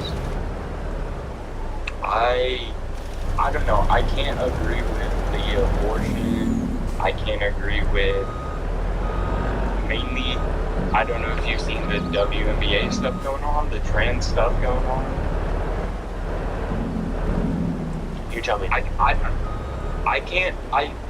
The reason I support Trump is basically because I can't agree with what the left stands for. It's not necessarily that Trump's my favorite president, it's just because I can't agree with what the left stands for. So you can't agree with Trump? Say what? So you can't agree with Trump? Certain things I can, but like, so Trump's gone too extreme, even though he's called the confusion of some Democrats, even though he's announced the reliable sex abuse movement, even though he tried to undermine democracy, even though he called for the termination of all rules, regulations, and articles influenced from the Constitution, even though he started a war with Iran, even though he caused inflation to go up, even though he caused real GDP growth to slow, real median wage growth to slow, unemployment's increase, and economic conditions become worse. I know, I realize all that, but okay, so... And you're okay with it? Fucking asshole. Last stream, it was yesterday. You said you think America's stolen land, right? Yes. So, why... Like, my thing with all the people who think America's stolen land, why do you guys still live in America and pay your taxes to America? Why? I can acknowledge that a bunch of countries all around the world exist conditions of past ancestors stealing that land. Now that doesn't mean the people who are existing in the land today should like leave. It just means we should create a society for everyone that includes everyone, right? It gives people access to like opportunities, right? And like good economic conditions and good well-being. So it's more of like a Come on, damn idea it. of like, oh, let's create a society where all of us can like live together in peace and harmony and like for the benefit of everyone, like a secular, multicultural society, rather than specifically saying like, oh, people should like be forced out of their houses, right? So, do you think we could eventually get to a point where the left and right have peace together and can accept each other for each other's opinions? And not with Trump in charge. I think that needs to have a society where we don't have extremists like Trump. And I think the notion of extreme views that exist on the left is a lot less problematic than exists on the right. Because the right has people like Donald Trump leading the movement at the very position of running for president of the United States, whereas the left has no one anywhere near that position. And by the way, when I say left, I just mean liberals in the country. I'm not actually referring to like a economic left. Gotcha. I feel like if we were to go, I don't know, 50 years so back, that the left and right could agree on a lot more without creating conflict, to where now it's like the left absolutely there will always be right. conflict. It's just how the conflict is operating that is the issue. Because like in politics, you're always going to have disagreements. Yes, and I agree with that. And I think like one thing I don't agree with is just abortion. That doesn't mean that I hate the people who are for abortion. That just doesn't mean I agree with it. But I feel like what I'm disagreeing with, the left would hate me for stating that opinion. Okay. All right. And what do you suppose that we do about this? I'm just Well, wondering. what they hate is the fact that you're sticking your nose into somebody else's business. That's what they hate. Just like you would hate it if somebody was sticking their nose into your business. Also, that's what the left hates. Accept each other for The decision of an abortion is between the woman and her doctor, no one else. And if you disagree with that, fine, but you keep your fucking nose to your fucking self. Like if we think that you're not respecting human rights, it's gonna be pretty hard to have a relationship with someone like that. When it comes to abortion, Like let me say this, and I'll make it as clear as I fucking can. When it comes to abortion, everyone has the right to life. No one has the right to live at someone else's expense. I'm sure this guy wouldn't like it if I showed up at his house and say, look, since you want to stick your nose into a woman's business, I'm going to say that you're going to start paying for my place to live. I'm going to live in your house. I'm going to take up one of your rooms, and you're going to pay for my clothes. You're going to pay for my food. You're going to pay for everything. Because apparently, if you think that a fetus should be protected, then I should be protected as well. Because if you think that a fetus should have its life protected, then you should be paying for my life as well. Screw the I am too old to pay for myself. If you think that life should be protected to the point where it's a privilege and a right, then I'm going to show up at your house and say, you're going to start paying for all my shit. You're going to pay for gas for my truck. You're going to pay for my clothes and my food and my living quarters. Period. Because everybody has the right to life. No one has the right to live at someone else's expense. So if you think that a fetus has the right to live at someone else's expense, then I have the right to live at your expense. Period. Cut and dry. And that's what it's all about. That's why the left hates you fucking right fuckers for wanting to outlaw abortion. That's the story. That's the deal. Like, you have to understand that, right? Like, people are going to just choose not to be like friends with you or be around you if they have views like that disagree with each other so much. Because fundamentally we see like the other side to be like violating core fundamental human rights. So I feel like you should be able to see it as reasonable. Now, like, you're like, okay, amongst Republicans and Democrats, what can we do to like just in general be like, okay, well, I'm not gonna like cut this person off simply because they voted the other way. Well, we need to have a society where people aren't arguing against those more fundamental human rights.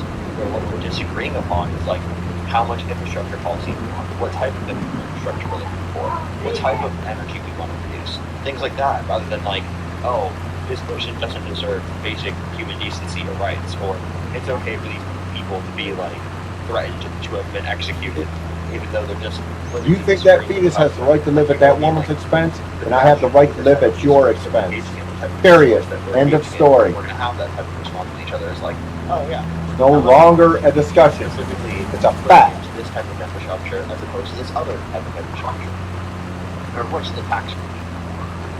Get off the car, old man.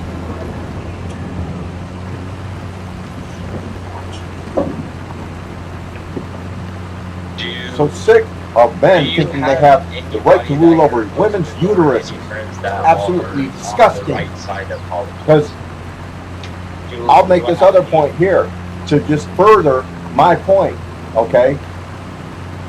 Because I have a solution that will end abortions forever. And as soon as men reach puberty, they go to a doctor, they get a vasectomy. And as soon as they can prove that they have the emotional, mental, and financial ability to raise children, they can get that vasectomy reversed. And they can fuck all they want, they won't get anybody pregnant.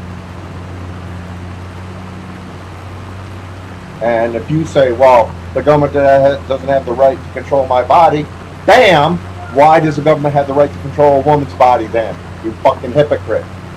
Boom. I know that's in my life, yes. And do you guys get along? Is that like, I don't know. Do you guys have a good relationship with each other? Like my father? Yeah. Like I have a relationship that exists with him. Is it good? Sure, yeah. So, okay, so then there can't be a, like, would you consider yourself like an extremist left? Extremist left? No. Okay, but so you would agree that there can be a world where liberals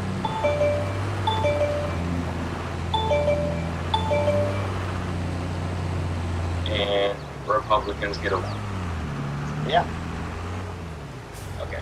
Just because my only thing is I don't understand why there has to be so much conflict when it used to just. Because we got people blowing up abortion clinics, killing abortion doctors. That's why. Now it's like right to life? Are you an abortion doctor? Bang, bang, you're dead. Well, where's the right to life at here? Huh? I think there could be a world where liberals and Republicans get along and we can all have our own opinion without absolutely giving each other. Why do I think that'll change? Right? When do you think that'll change? Do I make a point here? I would say within the last 5 years. You an abortion doctor? Bang, bang, you're dead. Where's the right to life? Why doesn't that abortion doctor have the right to live? He's not living at your expense. I feel like the left hates the right. He's providing necessary medical processes for a woman. Like when Trump became president and sort of presidency.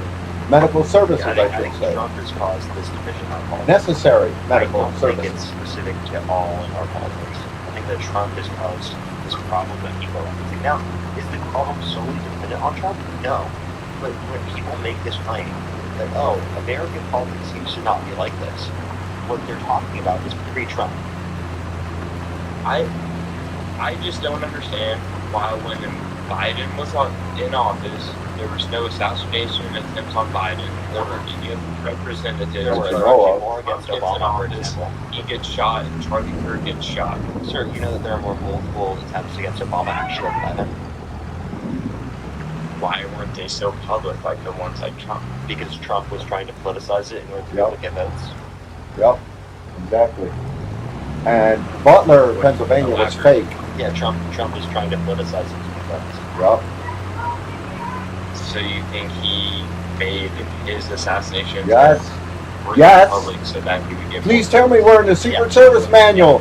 They train them to let the president stand in the air and pump his fist in the air and say, fight, fight, fight. Please show me that, where it says that in the Secret Service manual. You got more votes. Where?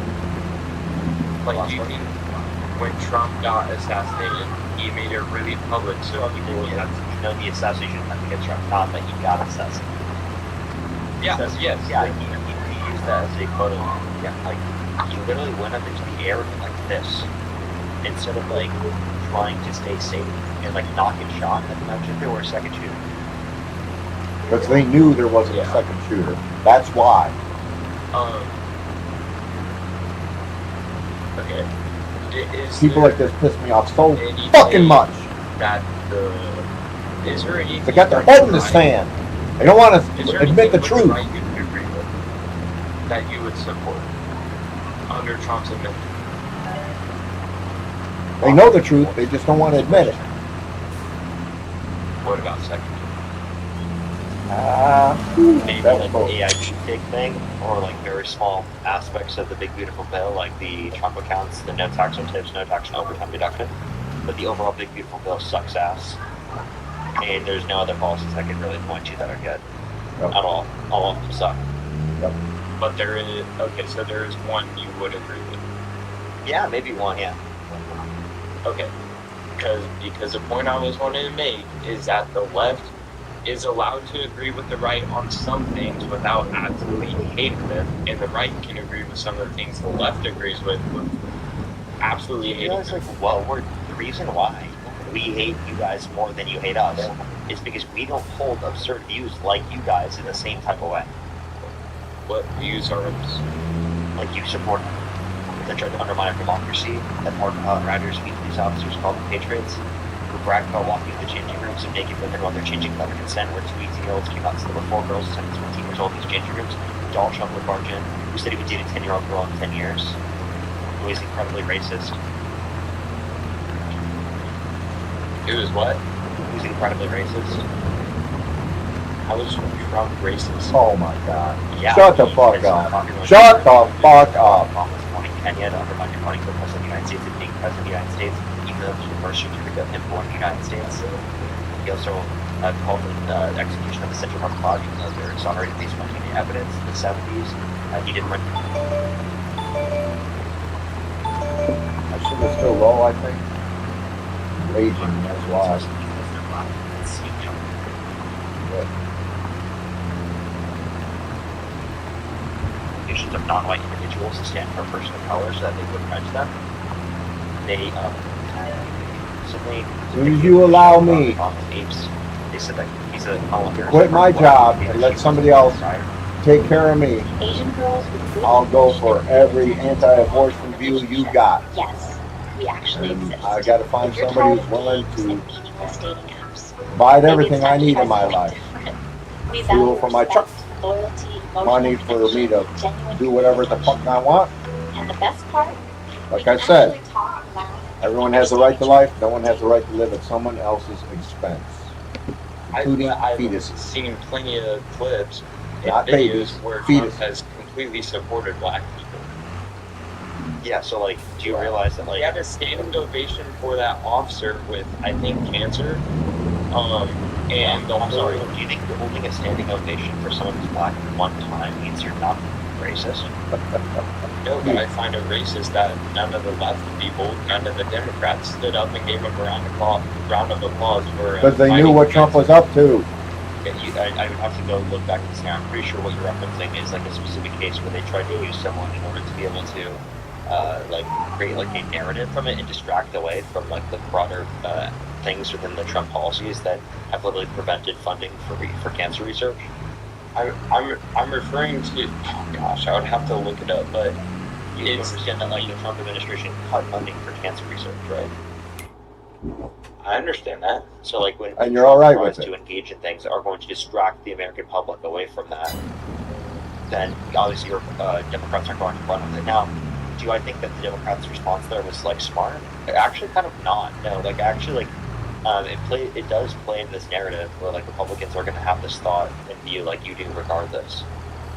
Right. So like and I don't even think it's really effective to like not you know, like managed to like place into his idea, but it's just like rhetorically bad faith.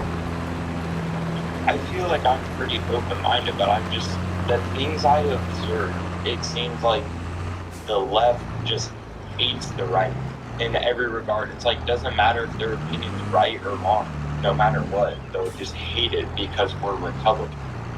I'm sorry, I feel like that is just simply like a defense mechanism of you like turtling up instead of intellectually responding to any of the actual criticisms you have of Republicans. Because the right obviously hates the left just because they're not the actually left. understanding the reasons why. And we got more proof of that than we do the other way around. No, we're not saying we dislike people. We're saying we dislike their positions. This guy's so fucking Which different. sometimes can carry over to people, but we're saying we disagree with is the way that you view things. You can view things differently. I've changed my views. I agree. Most people have changed their views. Okay? I grew up in a conservative Christian household. I used to be a Trump supporter 10 years ago. Really? Yeah. I only found out I was never a Trump I've been supporter, following you but for I used to be a Republican. 2 years, so I didn't know that about it. Yeah, I grew up in a Christian So household. what made you change? I even used to call Democrats What Democrats. made me change was seeing how the Trump administration operated, right? Seeing him not actually follow through with what he said he was going to do, seeing him be lying and being corrupted, not draining the swamp, trying to undermine our democracy, treating the pandemic like a joke. He is the swamp. Would you not he is the think very that every definition person of the that's fucking high up swamp. in the government, such as president, Drain has the probably swamp. done If some you believe that lie, you're pretty especially bad kind of things? stupid. No, Trump I don't think every draining single the person in swamp. the Give me a government fucking break. He is the every single swamp. person, but I mean, a good example would be Trump was mentioned in the Epstein files. Also, was Bill Clinton plenty of times. Not as much as Trump. Trump is incriminating the Epstein files. Yes. Bill Clinton is not. Yep. But do you think that's because of the leftist media that they're hiding stuff? No, that's because of the witnesses he fact that raped. Donald Trump explicitly himself has engaged in behaviors in which are clearly right to that. Girls, not even women, fucking children he raped. Proven any more than like Bill Clinton. Yeah, because of the fact that there was a credible victim that accused Epstein of trafficking her to Trump after she got a settlement from the Epstein estate. Well, her accusations against Epstein included sexual abuse and trafficking. But there was also pictures of Bill Clinton with Epstein with minors. That we've all those pictures weren't with minors. Those pictures were with adults. And how do we know that's true? That was verified. Look at the by damn picture. And by the pictures themselves with the statements. I hate dishonest fuckheads like The this. Clinton also testified in front of And you got this from what?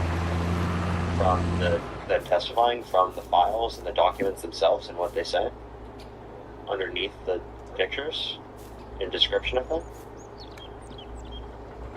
Okay. Come on. Alright, fair point. So I guess and also is last the candidate for president. Come Last on. candidate for president for the Democrats is Kamala Harris. Get this fucking thing Bill out Clinton of the has been a candidate goddamn for way. president Come for on. 30 years. Fuck! Get it out of the fucking way. I realize that, but Trump and Clinton were both associated with Epstein, is all I'm saying. Yeah, but Trump Like, I was feel like closer. they're in Trump the was same closer to exact Epstein, and Trump is Come purposely on. prevented the release of the Pick Epstein this files. fucking thing up. Yeah, but how do we know that Bill Clinton wasn't secretly, like, even more close with Epstein? Like, we don't know that. Yes, we So do. saying something is secret means you don't have evidence. Yeah, I'm not. Come on. This is just a hypothetical. Like, I'm just trying Understand. to start a conversation Just out say of you this don't to understand. decide how Trump is any, And you don't want to any more accept the wrong truth. than- Just say that. Wait, Save even yourself if a lot of Bill fucking Clinton trouble. was in the same level of wrong as Donald Trump, that doesn't change anything here because he's not the candidate. Yeah, I'm telling you that even in that comparison, it's not even the same.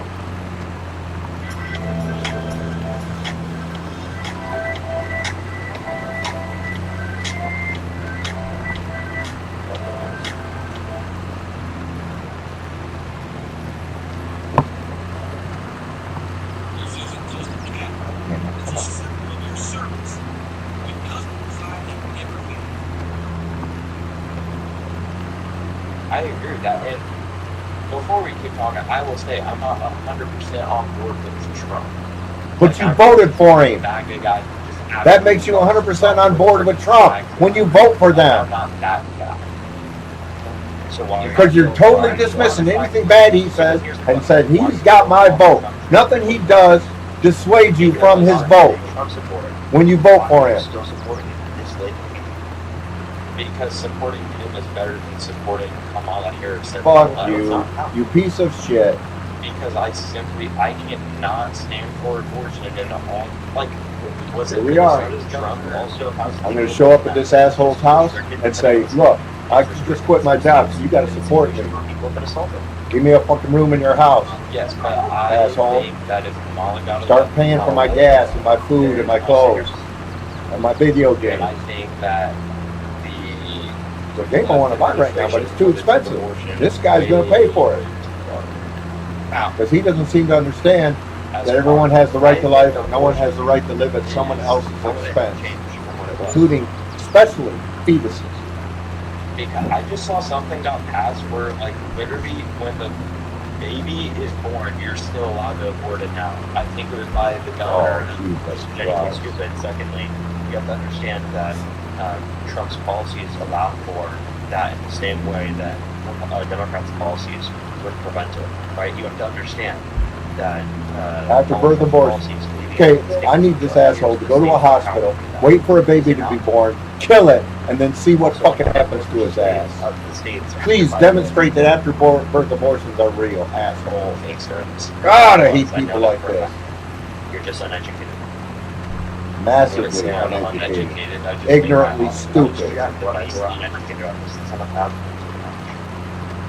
I'm not saying I'm the most educated, but I don't think I'm just completely uneducated. You are. That's just a fact. I'm sorry that it comes off abrasive, I guess, maybe. But it's a fact. It needs to be more abrasive. These people are fucking living and breathing and voting. I'm uneducated about it. They're exactly why we're in this mess right now, because of assholes like him. On abortion. Absolutely. How? Okay. Where in the body, in the human body, does pregnancy occur? The uterus. Where in the human body does conception occur? You see, this is why I say I'm not completely educated. I know some things, so I don't know it all. You see what I mean? So you are uneducated. There's a human life.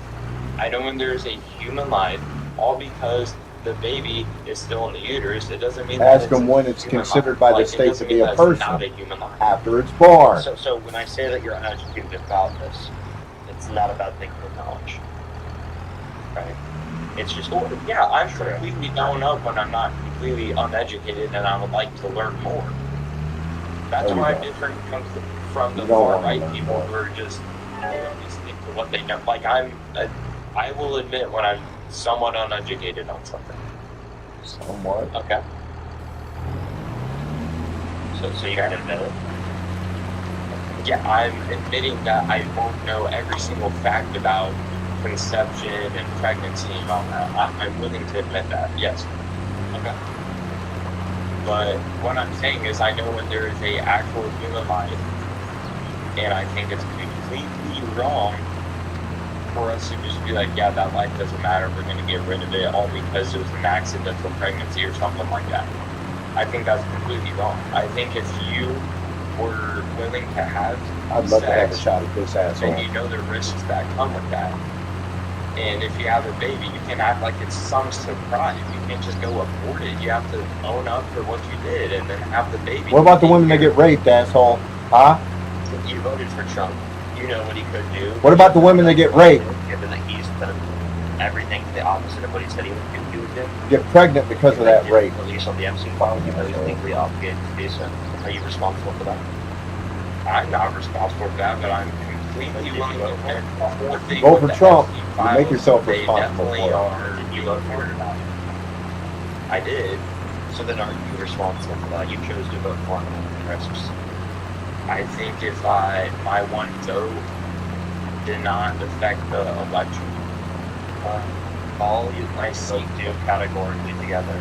And even He's so, a special kind of stupid. you say your vote doesn't matter. Tired Why of this vote? asshole. Because if I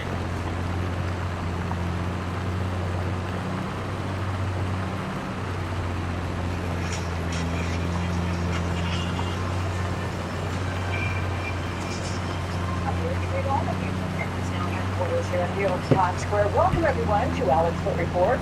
We begin with the war in Iran and President Trump dismissing U.S. military families concerned with conditions their loved ones are enduring on board the USS Abraham Lincoln aircraft carrier. And soon to be George Washington. Those conditions are going to go right into the George Washington. You think they learned anything from this one? No. You think they even care? No. Served as a Marine. Typical for the draft dodger. It's not a surprise. This message is for the captain of the George Washington. After your deployment would normally be up, pull out of there. Ignore orders to stay there and get your ship and your crew out of there. And just use this defense of the Abraham Lincoln in your court-martial. I bet you win that court-martial. This is a story you saw first on MS Now, and Pentagon reporter Priya Sridhar will join me in just a few minutes. Meanwhile, the United Arab Emirates says 2 tankers were struck yesterday in the Strait of Hormuz. Here's what President Trump said at a rally in New York. After we finish defeating Iran, which is being very badly defeated, pretty soon I'll be declaring the Hormuz Strait a territory of the United States. Well, one Iranian official rejected Trump's assertion there and said the U.S. has no authority to seize the strait. And the new images of gold seals planned for the front of Trump's White House ballroom to appear slaves appeal to the Supreme Court to overrule a D.C. court and allow construction. The filing also reveals security details and plans for a drone court. And countdown to the midterms with 80 days to go. Democrats are voting later this hour on potentially big changes. Which states get to vote first in the 2028 presidential primaries? The most important thing is not just to win a primary, but to win a general election. It's the first time since 2006 we've actually taken a vote to change our calendar. And what we're doing right now puts our party on a path not just to win the presidency, but to continue to bring people into the conversation. We have reporters and analysts in place. They are covering all of these new and developing storylines. And we begin with MS Now Pentagon reporter Priya Sridhar with Iran developments. Priya, welcome to you. So President Trump says a new aircraft carrier is heading to the Middle East after the outcry over the conditions on the USS Abraham Lincoln. Is the administration admitting the situation of the Lincoln is unsustainable? Alex, I wouldn't say that they're admitting that anything is unsustainable. We saw a series of social media posts from several administration officials yesterday, including Secretary of Defense Pete Hegseth, Chief Spokesperson for the Pentagon, Schafer, Secretary of the Navy, Hong Kong, and they all had very similar messaging. They were essentially trying to blame all of this on the media, who they believe have been characterizing the service members and their families as villains. President Trump was finally confronted with the conditions on the USS Abraham Lincoln. I want you guys to take a listen to what families of the service members are, and we are the villains.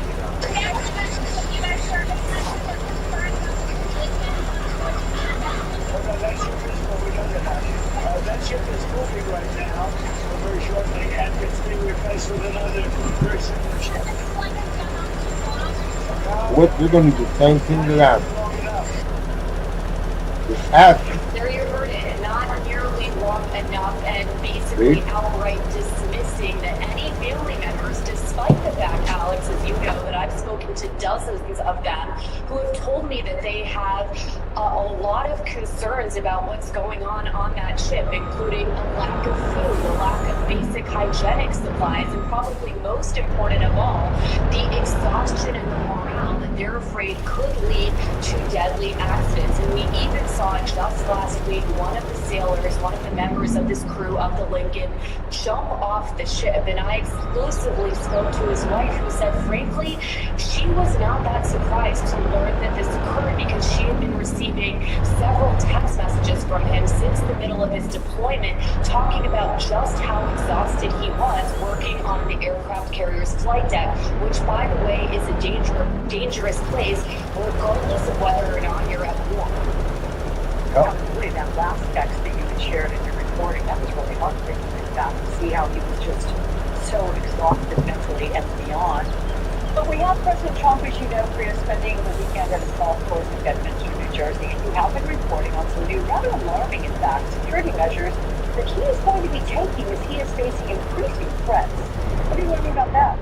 Yeah, that's right, Alex. So last week when he was at his Bedminster golf course over in New Jersey, we saw him shaking hands with soldiers and kind of making a joke about the Army's Avenger air defense system, which was right behind him, mounted on a Humvee. This is the type of military equipment that can essentially intercept low-range cruise missiles, drones, helicopters, or low-flying aircraft. And I think it really speaks to the lengths that the military, the Secret Service, and all these different law enforcement agencies are having to take to protect the president as he faces enormous threats, not just sort of the standard assassination attacks that we saw in places like Butler, Pennsylvania, but things that are rising to the level that we saw what occurred with the reporting that was broken by the Washington Post this week, that he was having to fly out of the NATO summit from Turkey on a decoy plane, not just getting off that Qatari-gifted Air Force One that we all know had so many security concerns, but actually get onto a decoy plane. So I think this really shows the measures that the military is having to take right now to protect the president, because there are so many growing threats on his life. It is extraordinary reporting as well. Thank you so much for sharing there for that. Let's bring in MSLB affairs reporter, my friend Sally Gallagher. Some new development today as they caught up the White House ballroom. So what have you learned, Sally? And is construction happening? Is it ongoing? Has it been stopped? Where's the family? Construction has been ongoing, but that could change next Friday if the Supreme Court doesn't step in. So President Trump yesterday filed an emergency appeal to the Supreme Court asking them to allow him to continue construction on the ballroom. And that is because a little over a week ago, the D.C. Circuit Court of Appeals upheld the lower court's block, which blocks all above-ground ballroom construction, but allows any below-ground national security construction to continue. And that's really critical because the Trump administration has made this national security argument its top, basically its top argument here. And you just heard Priya talking about those national security-related threats against the president. They're invoking those in this argument to the high court. They specifically mentioned the incident that caused him to switch to the decoy plane as further reason for the ballroom. Now, of course, there's questions about whether or not the ballroom would have helped him in that scenario, but they are making this front and center. And I want to make two things really, really clear here, because one is that that injunction does not block national security-related construction. It says anything for that secure bunker underground can continue, and anything above ground that would cover that bunker is allowed to continue. They just can't construct the ballroom itself. The other part of this is that it's not really about national security. Whether there are national security is not the question for the courts, because the issue here is congressional authorization. And the plaintiffs in the appellate part of this proceeding actually made that argument. They said, look, even if he just wants this for his own vanity, even if there's no national security concerns, he can have the ballroom, he just needs to go through Congress. And so now this is going to be a question for the Supreme Court to decide. I mentioned those gold seals. What are they? Right, far right, extreme court. That's a little bit unclear. That feels like it's more decorative. Of course, in this brief for the national security stuff, they're talking about the fact that this is, it has bulletproof glass and all of the various reasons why the actual structure It's not a itself Supreme Court right now, it's extreme court. Extreme far right wing. National security is a little bit unclear with the gold embellishments that have to do with national security. I think that's just the president's style. One rapist on the fucking court. Okay, certainly not giving up, speaking of Claire, on another one of his family projects, and that being the Trump Kennedy Center, the refurbishing of that, and also the addition of his name to that. But can I ask you, before you get to those details, why this group chart? It has been in place for 2 months since they were ordered, and his name was removed from that wall. So why is it still there? We don't know. And the good news is that we actually might get answers about that this week. So the judge had requested some briefing for the government to provide answers on why that chart is still there. He asked for that earlier this summer when the board was supposed to meet in the middle of July. That board meeting was postponed. It happened on Thursday, and we were supposed to get answers within 5 days of that board meeting. So we should learn more about why that chart is still there, hopefully by early or mid this week. It's unclear if it counts weekends or not, but by Tuesday or Thursday, we should have some answers for why that chart is still there. It's absolutely extraordinary. But again, this is something that There was complaints. Using the wrong media is using the wrong word again. It's not extraordinary. It's disgusting. It's really a vanity project. Is that what you're Use the hearing right as well? That fucking the word. justification for the refurbishment and all of that. Some say actually it's a cover for the failure of the Kennedy Center and its operations. So what happened on Thursday is that the board voted to add Trump's name, a plaque that would say that it was restored by Trump, and then something about naming Plaza after Trump. That actually might be problematic legally, and I want you to listen really briefly to what one of the lawyers had to say and some other people at the board vote on that. It is a symbol of an attempt by the president to corrupt a sacred memorial to John F. Kennedy and turn it into a vanity project for his own vanity. It just feels like over and over again his name is and his legacy is being plastered on things where it really shouldn't be, because his values and his policies don't represent the ideals that we appreciate in DC. So you heard the lawyer there saying that this was a vanity project, and this could actually create complications for the president legally, because you'll remember earlier this summer when the judge ordered the name change back to the Kennedy Center, not the Trump Kennedy Center, and blocked the closure. He said that that name change violated the congressional statute that actually established the Kennedy Center. And this is basically, we talk about the Lincoln Memorial, the President Lincoln Memorial. The Kennedy Center is John F. Kennedy's living, breathing memorial. And so the way that this was designed by Congress is that in the statute, it cannot be named after anybody else. It can't have memorials or plaques in honor of anybody else. And so while this new move seems to be it's definitely testing that judge's ruling and it's getting right up to the line, the fact that he wants to put up a plaque and possibly rename the garden could actually also be a violation of this order, and so I expect that this will be community challenged. You very well to keep your eye on, my friend. Thank you very much, Val, for doing so with us. So let's go to MS Now White House reporter Akayla Gardner. Welcome to you, Akayla. So President Trump is facing some major backlash today after his latest remarks on the economy. What did he say, and why is it rubbing people the wrong way? Yeah, Alex, we're going to play these remarks for you in a second, but before we do, I want to set the stage for why they were so notable. This week, two of the president's top messengers, that is Vice President J.D. Vance and White House Press Secretary Caroline Leavitt, had a shift in their messaging when it came to the economy and talking about the war with Iran. They said the administration's biggest goal is not only stopping Iran from getting a nuclear weapon, but it's also keeping gas prices lower, and that's a shift. And notably, they're talking about reopening the Strait of Hormuz, which was open before the war began. But President Trump notably did not echo that messaging. Here's what he had to say.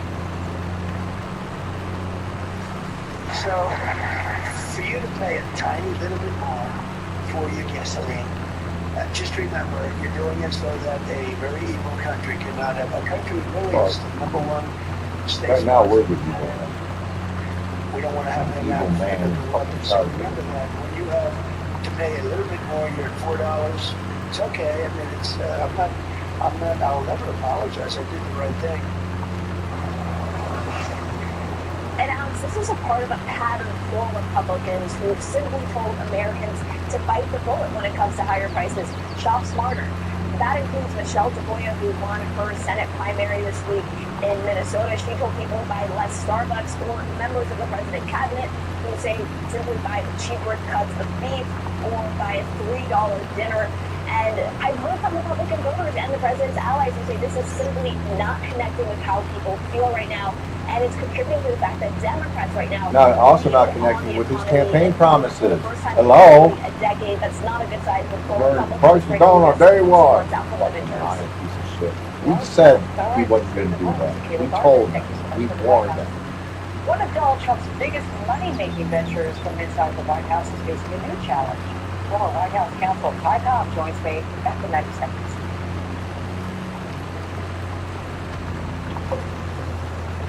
New demands from Senate Democrats for details on Justice Department payouts to President Trump's allies. Senators want specifics on 4 lawsuit settlements. One is related to the January 6th Capitol riot. Democrats claim the DOJ is using workarounds, and U.S. Attorney General Todd Blanche said this week. The president feels very strongly, as do I, that there were people who were victims of a Department of Justice that was absolutely weaponized, and he feels very strongly that he would want to make them whole, as do I. but it will not be through the anti-weaponization fund, which again was never set up.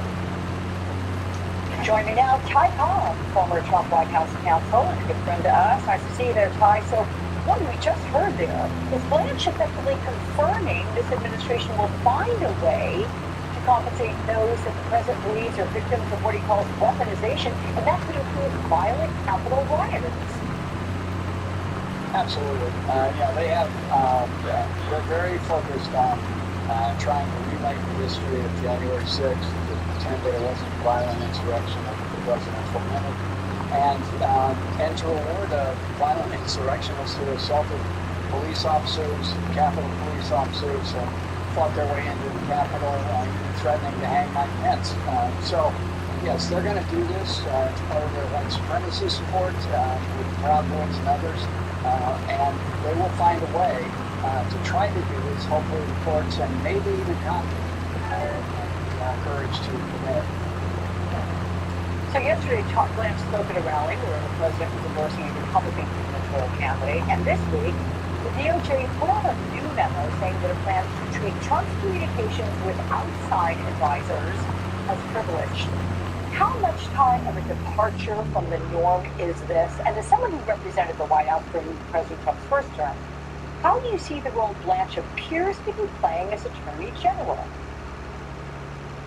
So, in taking the extension of executive privilege first, the Constitution does not, by any means, support the interpretation that the Justice Department issued this week on the eve of, immediately after Blanche's confirmation.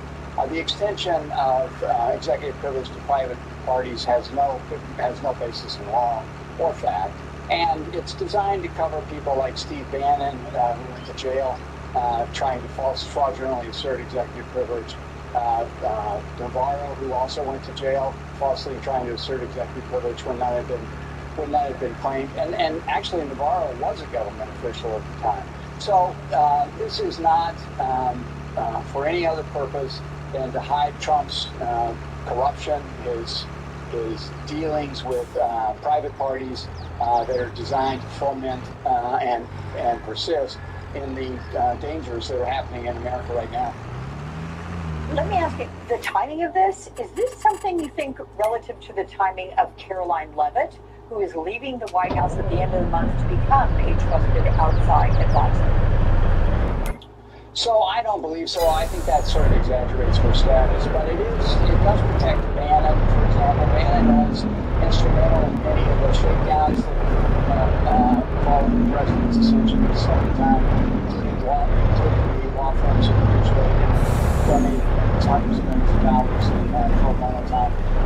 People like Bannon and people who are more involved in the actual the president's activities, I think all that this is intended for. I think Caroline is a convenient cover story, but I don't think she's significant enough. And I think most people will be delighted with Freedom Caroline slides in the background. All right. Well, Trump is being sued over the scheme to sell early access to his Truth Social post, where he announces major White House policy decisions. You know the going rate is $100,000 a month, $1.2 million a year, and he owns 41% of the company's shares. Among those named in this lawsuit are his assistants, as well as the executive office of the president. And one of the plaintiff's lawyers says, in some ways, Trump is a, quote, Picasso of corruption. So is this scheme legal? And are there ethical concerns here or potential SEC violations? So yeah, this is a wholesale violation of the securities laws, selling presidential intentions and information in advance of public receiving that information. That's at the heart of what the securities laws were designed to Thicker prevent. than the other one. And the founders, if they thought this was ever going to happen, they would have said something to prevent it. I'm sure they never imagined that the country would be in the hands of someone as evil as this president, whose corruption is unprecedented, not just in America, but in history. And I think that the reality is this lawsuit is well-founded. It cites pretty good constitutional authority. I'll be interested to see the way it winds through. But the real problem here is Congress could prevent this in a nanosecond, but they won't, because they have been muted by their cowards. So The Democrats are also pressing for answers right now about an 18-karat gold ring that was given as a gift to Trump by a Belgian diamond trader. It happened weeks before European diamonds were exempted from tariffs. The ring is valued at up to $35,000. It features 321 diamonds, 56 sapphires, 13 emeralds, and 6 rubies, just for good measure. The Antwerp World Diamond Center says this ring was an American 250 gift and there's no connection to tariffs. But Todd, does accepting this ring raise ethics questions for Trump? I mean, what do you say to those who say, Trump can be bought with gifts like planes and rings or over-the-top flattery? Yeah, of course, this perpetuates the ethical concerns about the president and the foreign donations. Keep in mind the UAE spent $500 million to purchase their way into Trump's crypto venture. Bought 49% of it, and just this week, that crypto venture was part of the deal that was going to allow them to open up a bank, which under government regulations is something highly concerning. But the $25,000, $35,000 ring, yes, that's another gift that no other president would take as a personal gift.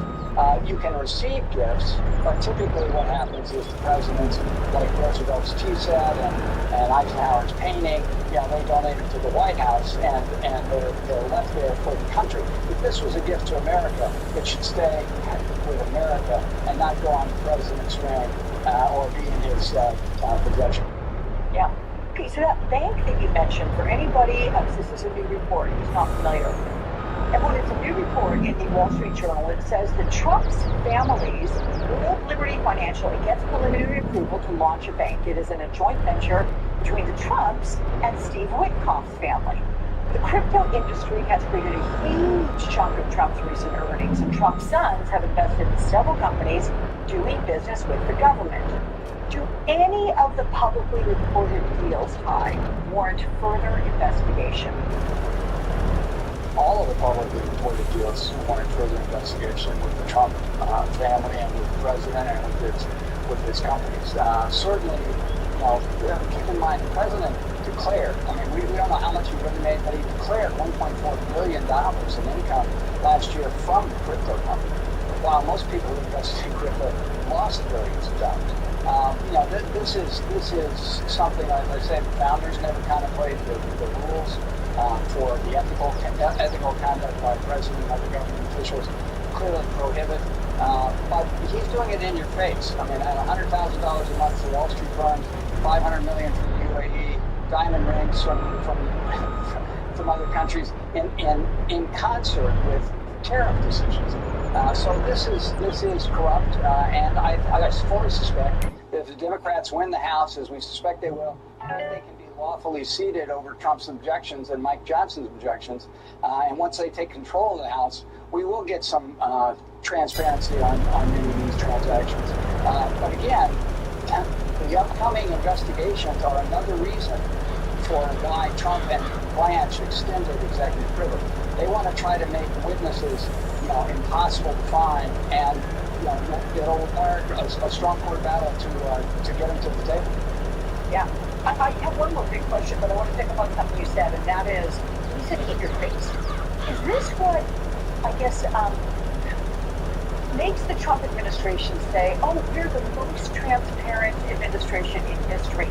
And if so, does the word transparent have a different meaning for this administration than what it would say in your definition or even Merriam-Webster's?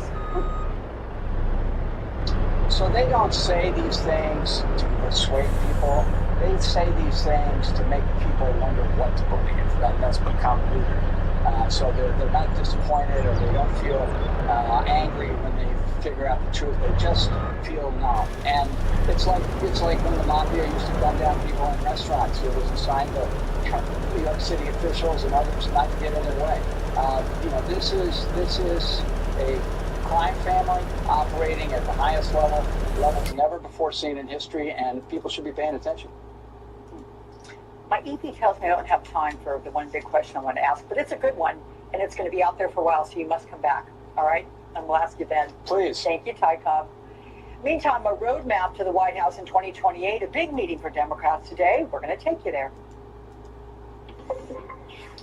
Right now, Democrats are gathered in Texas to finalize their highly contested 2028 primary calendar.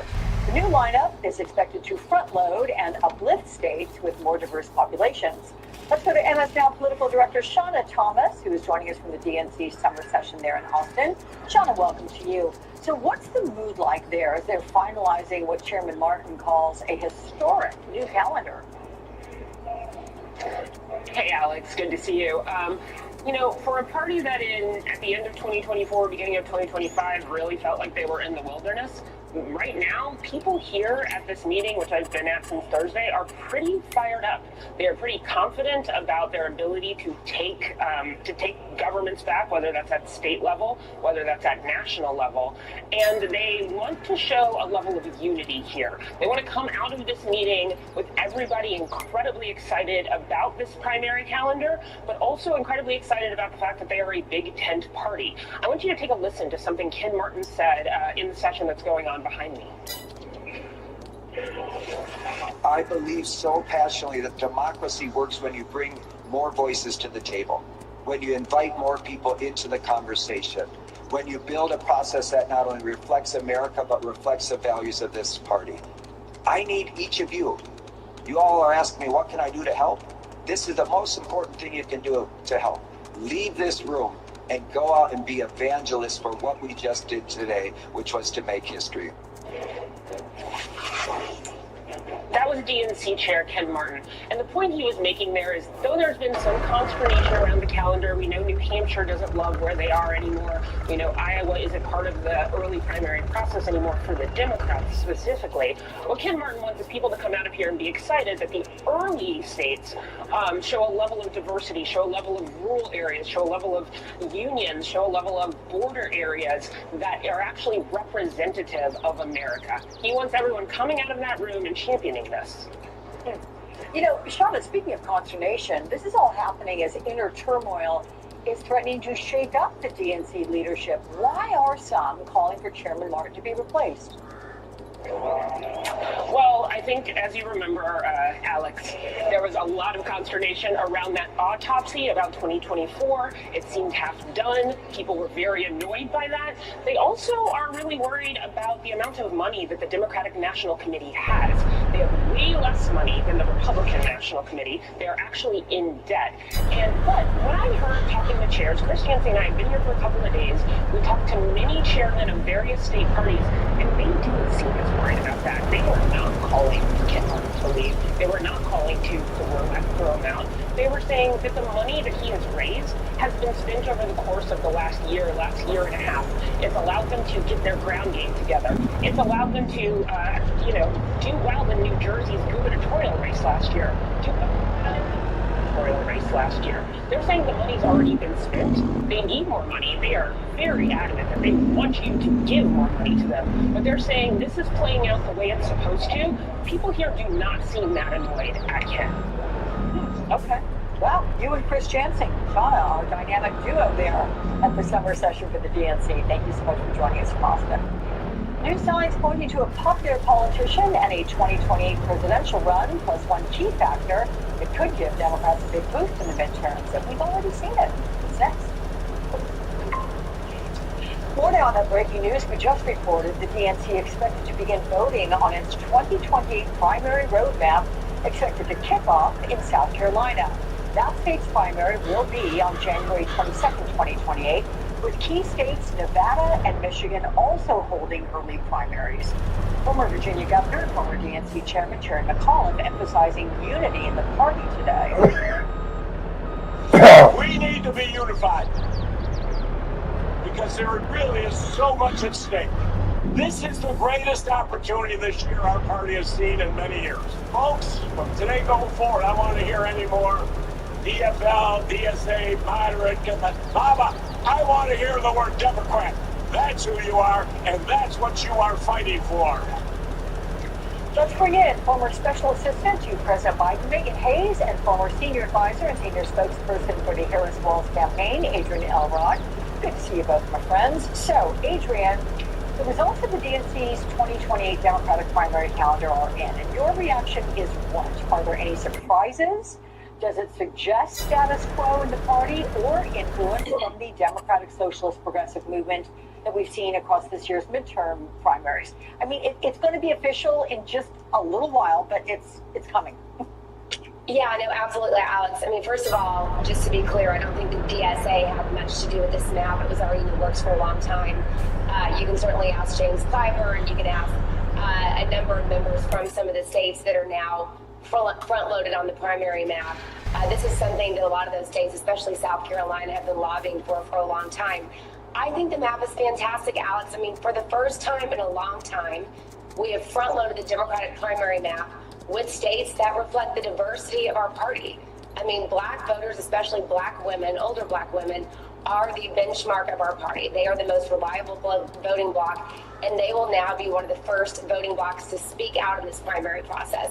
So I think it's fantastic. I'm looking forward to it being official, as you mentioned, in just a few hours today. But finally, you will start to see the map of the Democratic Party be reflected in the way the primary calendar operates. Your thoughts, Megan? I agree with Adrian. I mean, we saw that in 2020 with Joe Biden. He did not do so well in Iowa and New Hampshire, went to Nevada, did well, and then went to South Carolina and clinched a nomination. Because when people that are diverse and make up the rest of our country have an opportunity to vote, they pick someone that they really want who have the ability to win, and Joe Biden won as president. So I just think that this reflects our party, it reflects our base of our party, and it reflects for most of the country that in our views politically. So we heard Terry McAuliffe addressing this, but Adrian, the rise in progressive candidates this election cycle, it is raising some identity questions for the Democrats. Between the wins of progressive Michigan Senate nominee Abdullah El Sayed, and then you have moderate Wisconsin governor nominee David Crowley, what do you make of Democrats coalescing around different messaging from party candidates? Yeah, first of all, we need more Terry McAuliffe out there. That's all I have to say. It's always great to see him rah-rah the troops. Look, here's the bottom line, Alex. I think that this notion that the Democratic Party is fractured, that we're sort of being governed right now or driven right now by the Democratic Socialist Party is completely overblown. I mean, the bottom line is DSA candidates, yes, they've had some wins in places like New York City and Denver where they've won some primaries. By the way, contesting candidates that are more establishment candidates who have been in Congress for a long time. But the bottom line is you're also seeing a lot of, normie Democrats, for lack of a better term, do well in places across the country. Kay Conley, for example, who had a very close primary in the Hudson Valley in New York, she did well. Haley Stevens got a lot closer. Megan and I are both very good friends with Haley Stevens, and were helpful in her campaign. She got a lot closer than I will tell you we all thought was going to happen going into the primary. So the bottom line is I think it's a little overblown. I think a lot of this, some of these progressive wins and primaries is more due to an anti-incumbent sentiment. People just want to blow up the system. They want to see some new leadership. I think it has more to do with that than the DSA party taking over the Democratic Party. Well, Megan, voter turnout, it was huge in Michigan and Wisconsin. More Democrats turning out, in fact, than Republicans in their respective primaries in those The states. same Democrats would have turned out in 24 instead of having 10 million registered Democrats not voting. Any risks building such a broad coalition? I don't think there's ever risk in bringing people into the Democratic Party and the Democratic values. You also saw record turnout in places like Texas. They had record turnout in the primary for James Talarico and Gina Hinojosa. So I just think that this is just the anti-incumbent sentiment that we're seeing. But also, people are mad. People are mad at Donald Trump and his policies. They're mad at the economy. They want to be able to afford their groceries and their gas. And the only way that they can change that is by voting. And that is what you're seeing. So they are out there making their voices heard and voting for Democrats up and down ballots all across the country. The DNC had put out numbers where the Democrats have overperformed or won in over 90% of elections since the 2024 election. That says something about what people are experiencing in their pocketbooks, and they're not pleased with what Donald Trump and the rest of his cronies are just rubber stamping through in our economy. So Adrian, New York progressive lawmaker Alexandria Ocasio-Cortez is reflecting on her time in politics, particularly the early 2020s when cancel culture and wokeness became hot button issues, rather. But now she's backing away from some of the more extreme rhetoric left-wing advocates have used at that time. How will this play with voters? Will they stick with her and leave it in the past? look, I found it to be very fascinating to sort of watch the trajectory of AOC over the last few years. You know, she was a very, strong member, if you will, of the squad. And they were known as kind of, the pack of 4 or 5 women in the party who were really, really far to the left and progressive on a number of issues. She's starting to tack back to the middle. Of course, I think maybe last cycle was the first cycle that she raised a lot of money for the Democratic Congressional Campaign Committee. She's become one of the biggest fundraisers in the Democratic Party. She's really starting to tack a little bit more to the center, almost in the Elizabeth Warren vein of, I'm a pro-capitalist, but I also am a progressive and I want to see things get done. So she's a force of nature, and we are very, very lucky to have somebody like AOC with her strong pull, with her charisma, with her ability to bring in younger voters in the party. And I like to see her tacking a little bit more to the capitalist wing of the party, as opposed to being, so far to the left on a number of issues. So, Megan, this trajectory, do you think it's a reflection of her experience on Capitol Hill, like what it takes to get anything across the finish line, or is her rhetoric reflecting strategy ahead of a possible 2028 run? I think it's her strategy to run in 2028. Unfortunately, she has not done a lot legislatively. I don't think she's had any bills go through that she has authored or sponsored that have passed. So I do think this is a reflection of what she wants to do in 2028, and she knows she needs to moderate. You can see that with the people that she is endorsing. She is very, very careful and strategic about who she's been endorsing in these primaries. She did not endorse Graham Plattner. She did not endorse Francesca Hong in Wisconsin. So I just think, she's very smart and very savvy when it comes to her own politics, and I think that she wants a future in the Democratic Party, and she sees that she has to moderate to be able to do that. Okay. Adrian and Megan, I'd like you to stay with me because I want to get your reaction to some of the ugly and really weird manosphere reaction to that big AOC announcement this week. We'll be up with that. Today, some stunning backlash to Congresswoman Alexandria Ocasio-Cortez's personal decision to freeze her eggs. Some conservative influencers criticizing her choice, opening another rift on the right, this time over family planning. Ocasio-Cortez giving her response. I also find the freak out around it pretty funny as well, I'm not gonna lie. They talk about being pro-family, but all of a sudden when a 36-year-old talks about having a baby, they're mad. How many male members of Congress are they freaking out about having kids after 40? The president had his last kid at 59. Back with us, Megan Hayes and Adrian Elrod. So, Adrian, why is this getting so much attention from the MAGA media sphere? First of all, Alex, these people are just sick. I'm sorry. This is like a very common thing these days to do IVF, to freeze your eggs. I have actually frozen my eggs a long time ago. This is common practice. So the fact that, yes, you have AOC is going out there normalizing this, lending her voice, being an influencer and reminding women that it's perfectly fine to do this as part of family planning.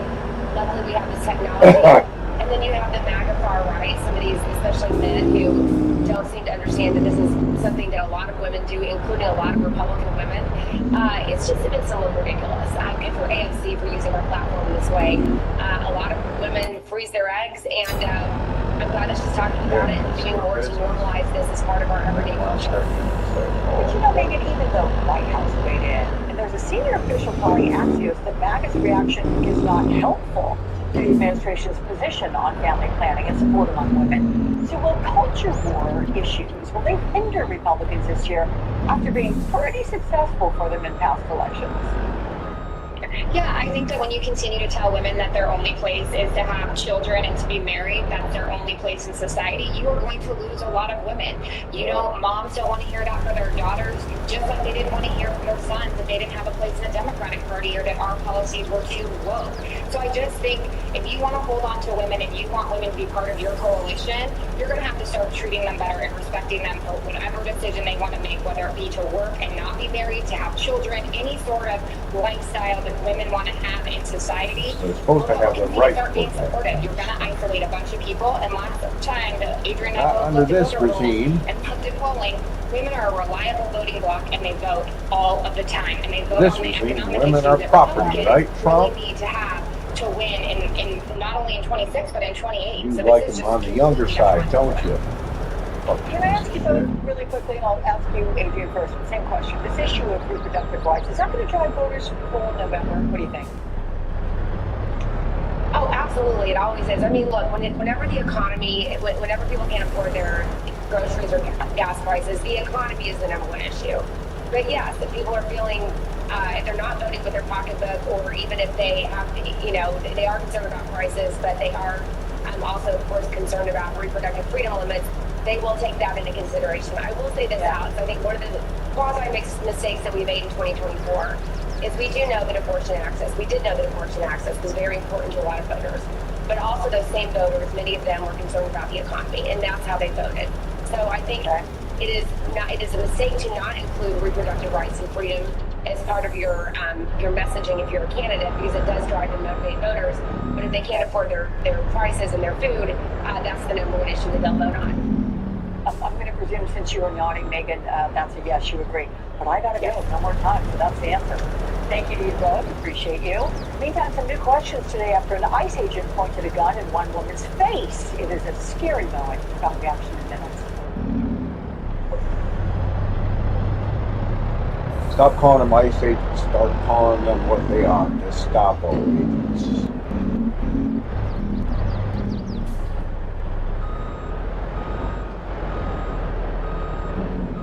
It's like Fox News ain't Fox News, it's Fox propaganda.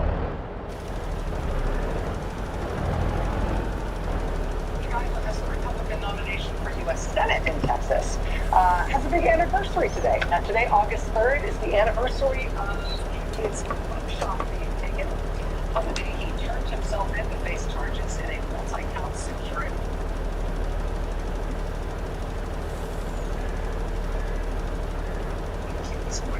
We need a huge number of donations today to flip this U.S. Senate seat in Texas. If ever you're watching this right now, a contribution, we've reached our goal in seconds. And I know not. Hey, what's up, everybody? It's Saturday, August 15th. I'm Jacob Soboroff, and you're watching Connect. Right off the top today, I want to start by saying a quick thanks to you guys, to Connect viewers. Do we call you connectors? I kind of like that. On Wednesday, I woke up and I went online before our team meeting here, and I asked you what you wanted to see on the show this weekend. And holy mackerel, hundreds of you guys responded requesting that we cover a bunch of different things, from gas prices to Trump's escape from Turkey in a catering truck to former Secretary of Transportation Pete Buttigieg. And guess what? Good news.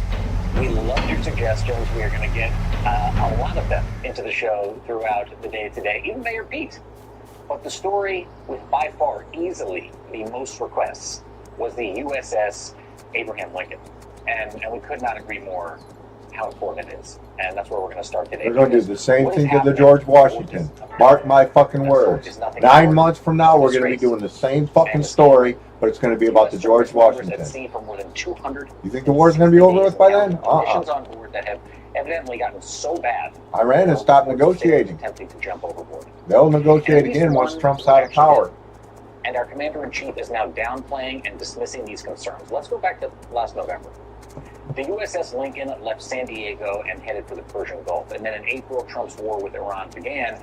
And now more than 5,000 sailors and Marines have been at sea for 267 days. That is 9 months at sea. Can you even imagine that? At this point, the ship has broken the modern-day record for the most continuous days at sea. Families of those on board are raising the alarm about shortages of food and hygiene products and moldy showers and toilets that don't work and broken laundry facilities. Families and friends have taken to social media to share photos taken by sailors of the skimpy portions that they were served in the ship's mess halls. And a lot of this came to light when some of those families attended the town hall with Navy leaders last week. Things got heated. They raised concerns not only about the deteriorating conditions, but about their loved ones' deteriorating mental health. It's gotten so bad that the Military Times reports multiple incidents in which sailors on the Lincoln attempted to jump overboard. That's 60 feet down. 60 feet down into the open ocean. The Navy's pushing back on those reports. Here's some of what they say. We have not observed an increase in suicidal ideations aboard the ship. We take every service member's well-being seriously and have medical and mental health professionals available to assess and address concerns Nothing but as they fucking arise. lies. Defense Secretary Pete Hegseth also reiterated that, essentially, there's nothing to see here. Completely misrepresented. Listen, we make sure that every ship, every crew. I can't wait till he goes to prison. Can't wait till Trump goes to prison. Pete Hegseth goes to prison. Pam Bondi goes to prison. Todd Blanche goes to prison. Steve Bannon goes to prison. Peter Navarro goes back to prison. Can't wait till these fuckers go to prison. Anti-American fucking fascist, Nazi, racist motherfuckers. An hour in the water before he was rescued. In an exclusive interview with our very own Priya Sridhar of MS Now, his wife says the jump was a suicide attempt. She says she did not learn about it for days. She only found out about it after hearing from one of her husband's friends on the ship. The wife wishes to remain anonymous, but she did share texts with her husband just days before he jumped overboard, including one that said, let's put it up on the screen, "I think the boat is finally getting to me, and I really don't think I can keep up my peace act anymore. I'm really trying to not feel negative or hopeless, but between the Wi-Fi and not knowing when I will come home and not knowing what is happening back at home, it's really getting me." And here, ladies and gentlemen, is how the Commander-in-Chief, how the President of the United States reacted to this whole situation yesterday. Family members of U.S. service members are concerned about the conditions on board the USS. Oh no, that ship is moving. No, they're not. That ship is moving right now, or very shortly, and it's being replaced with another very similar ship. No. Not nearly long enough. Look at that asshole. Are you kidding me? Not nearly long enough?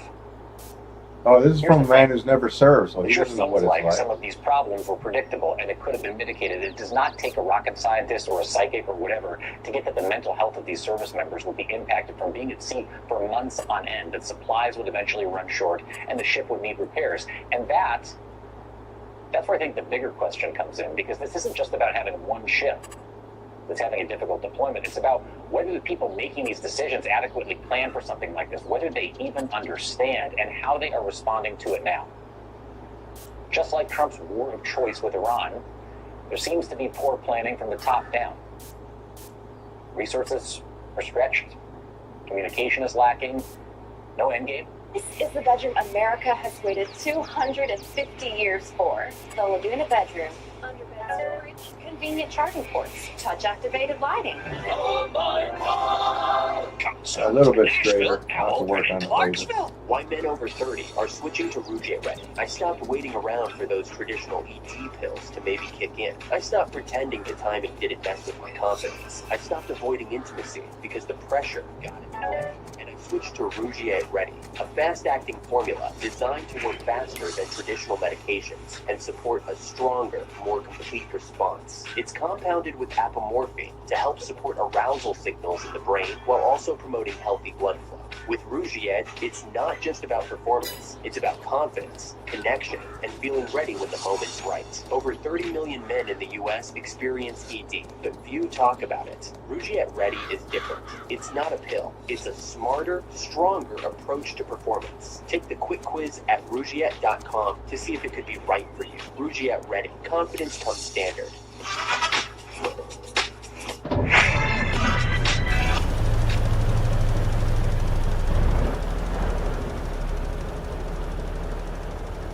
No endgame, no clear strategy, and who pays the price?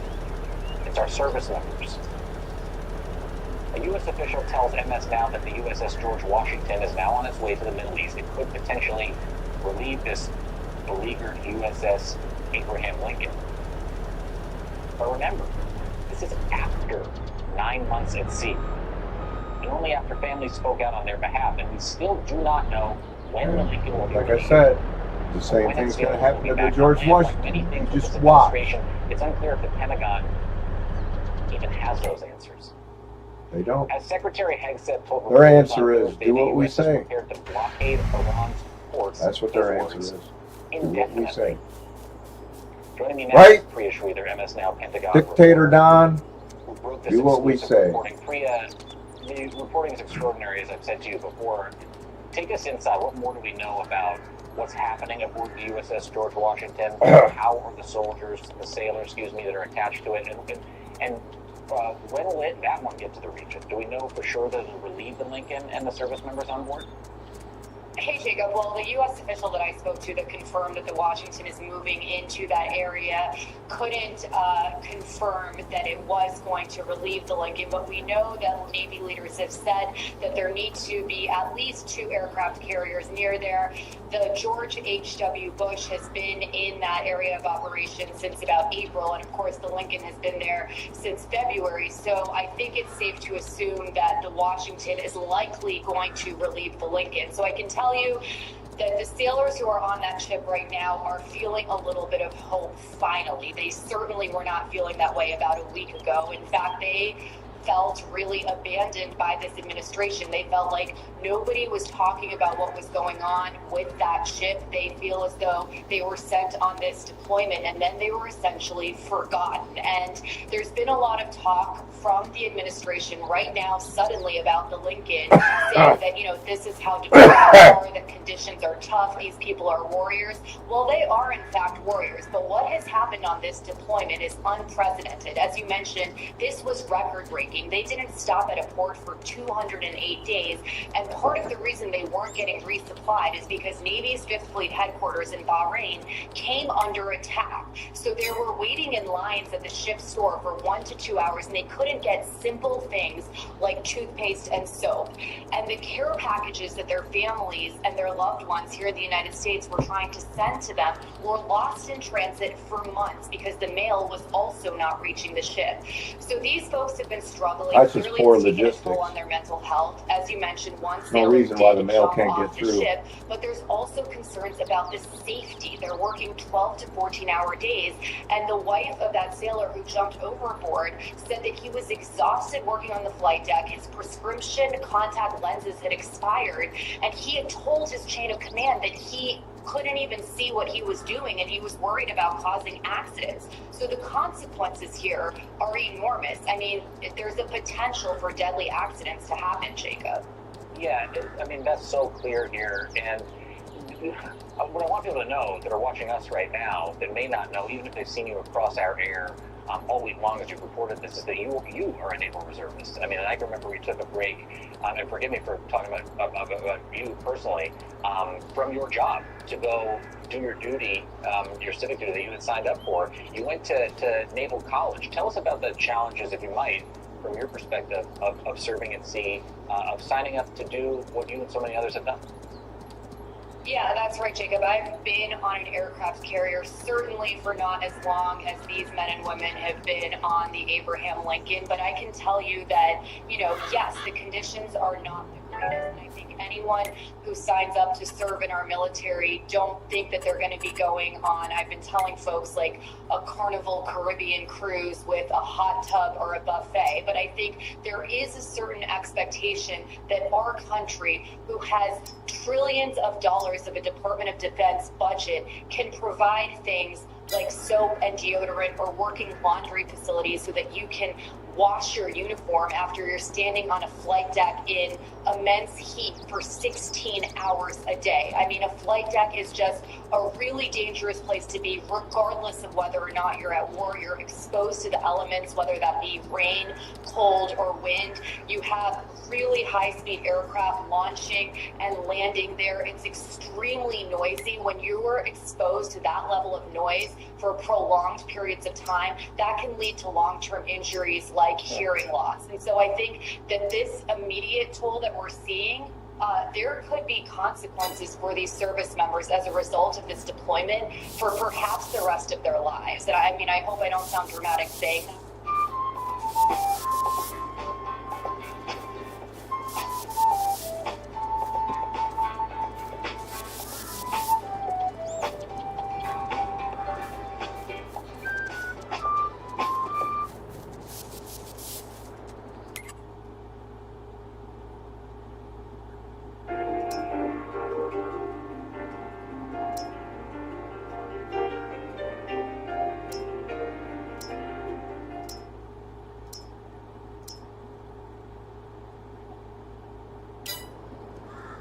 diplomatic saying that, but I think this is the tip of the iceberg here. We got to call it like it is, and that's, again, I just, to reiterate one more time, if you haven't read Priya's reporting, go on ms.now, because you have to understand what's happening at sea right now. Priya Sridhar, thank you so much for being here. Thank you so much for your reporting. MS Now, Pentagon reporter. Appreciate it. Thank you. I want to bring in Democratic Congressman Seth Moulton of Massachusetts. He's a member of the House Armed Services Committee and is a U.S. Marine Corps combat veteran. Thank you so much for being here. You're welcome, and I want to start by thanking Priya for her service. Thanking all of these people on board that ship for their service today. And she's absolutely right. I mean, there will be long-term consequences of this. And there are also strategic consequences. We're not talking enough about the bigger picture here, which is that we continue to divert resources to a losing war. So George Washington is coming from another station to relieve this ship. This administration clearly had no plan going into the war and no clue how to get out of it. So my question is, how long has George Washington already been at sea? That's my question. Has not been long enough. What's your See if Google can tell me. Typical from a draft dodger. Not a surprise. He's going to spend... How long has the USS George Washington currently been at sea? Yes, the USS George Washington is currently at sea. It departed Da Nang, Vietnam, and is heading west towards the Middle East, transiting through the Strait of Malacca.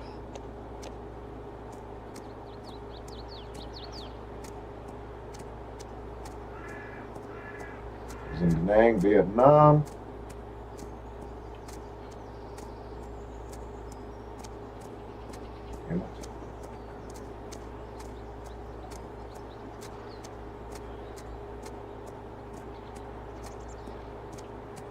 When did the USS George Washington last leave its home port? The USS George Washington May. last departed its home port in Yokosuka, Japan on May 23, 2026 to conduct patrols. So it's already been at sea since May. Like I said, same thing's going to happen. I mean, May, June, July, August. It's already been at sea for 3, almost 4 damn months.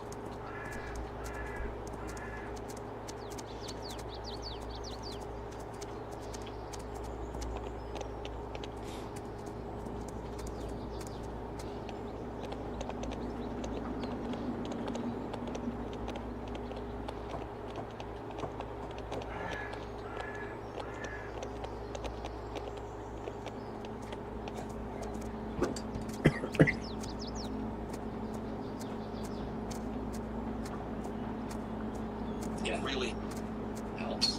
When I was a platoon commander on the ground, and one of the questions I ever got, Jacob, in my life was, sir, why are we risking our lives for this?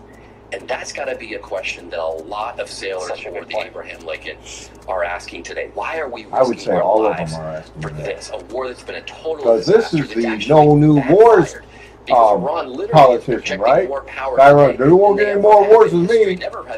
Really? The Islamic Republic control the entire world economy like they do today. That's got to be now he's lying about saying no new wars. Your point is so well taken. He's already said that in an interview. I didn't guarantee no new wars. The hell you didn't? He served during Operation Enduring Freedom, and he said we believe in what we were doing. So yeah, we were out there. It was grueling, but we were on board with the mission. And one thing Trump can do consistently is lie. But what must it be like to be out there with no end in sight, with no understanding of what we're actually doing? I did want to read to you what the acting secretary of the Navy said in a statement about the Lincoln.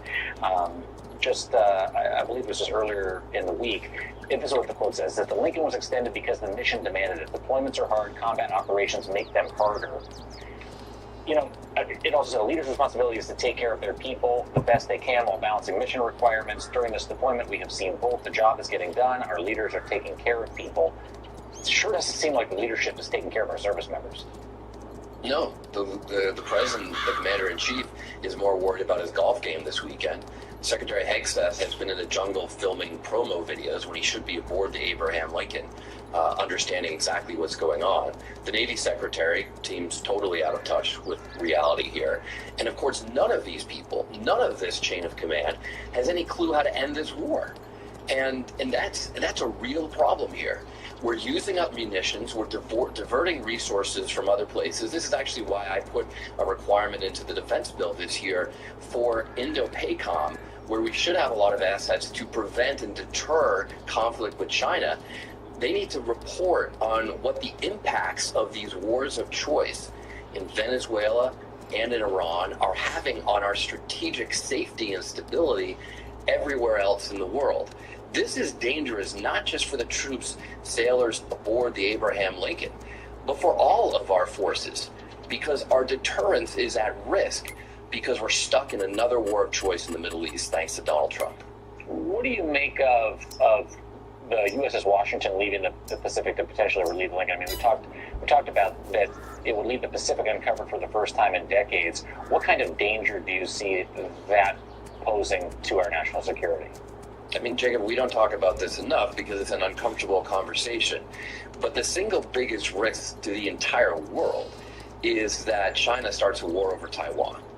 That they start a war because they think we're distracted somewhere else. And it literally turns into World War III. A lot of the war games have it going nuclear. And without getting into all the details, that is the biggest risk. Like if you ask me, Seth, what are you most concerned about for your 5-year-old and 7-year-old at home? It's literally a war with China. That would change the world, end the world as we know it today. And our continued presence for decades in the Pacific has helped prevent that from happening.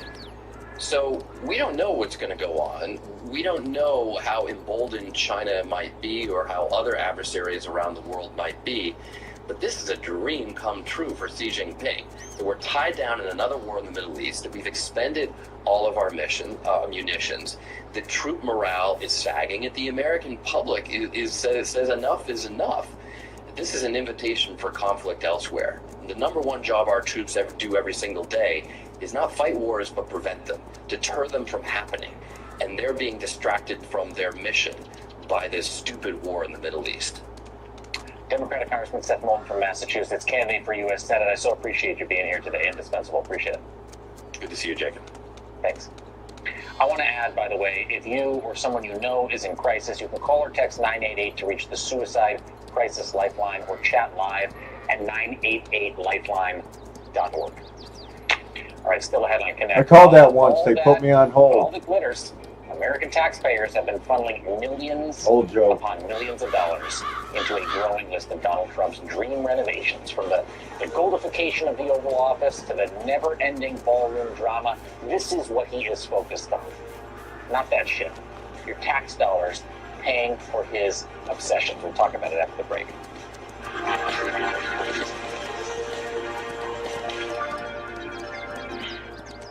Construction.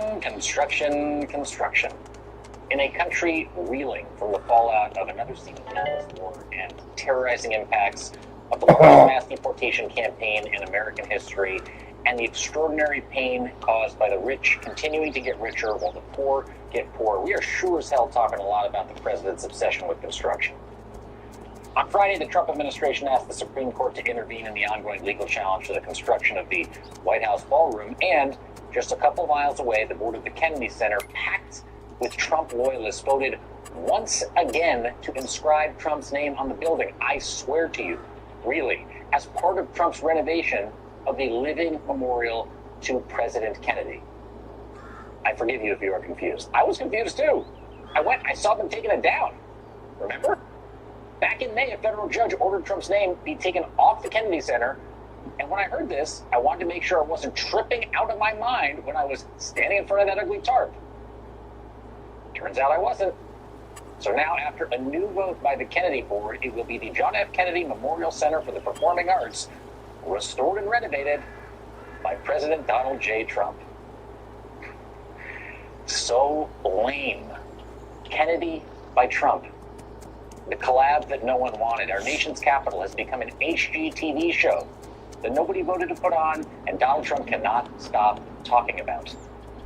Recent reporting by PolitiFact, did you see this? Analyzed all of Trump's public events and speeches over the first 7 months of 2026. Here's what it said. Trump's remarks on the construction projects added up to nearly 45,000 words since January. He mentioned them at 84 events across 66 days, more than a quarter of all his public events during that period.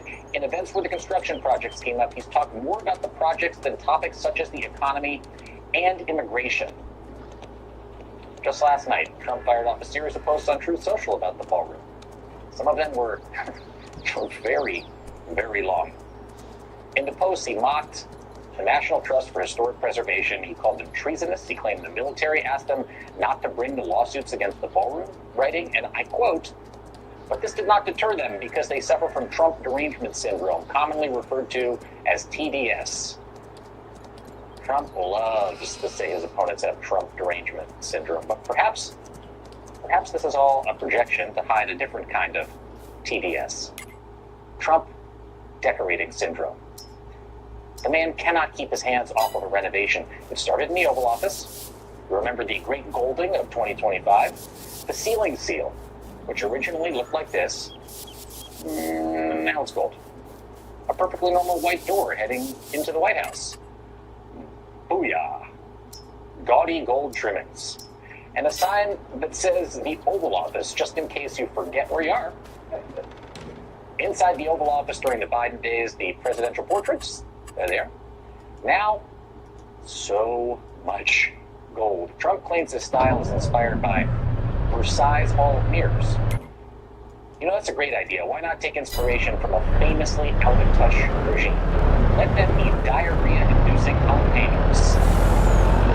Next on his White House renovation rampage, Trump moved on to do absolutely nobody does ever. See the grass of the White House Rose Garden and think, you know what, there should be some concrete there. And now there is, along with decorative chairs and tables inscribed with Wally's name as if we're similar sprints on the Amalfi Coast. And of course, it is not just the White House that's the reflecting pool.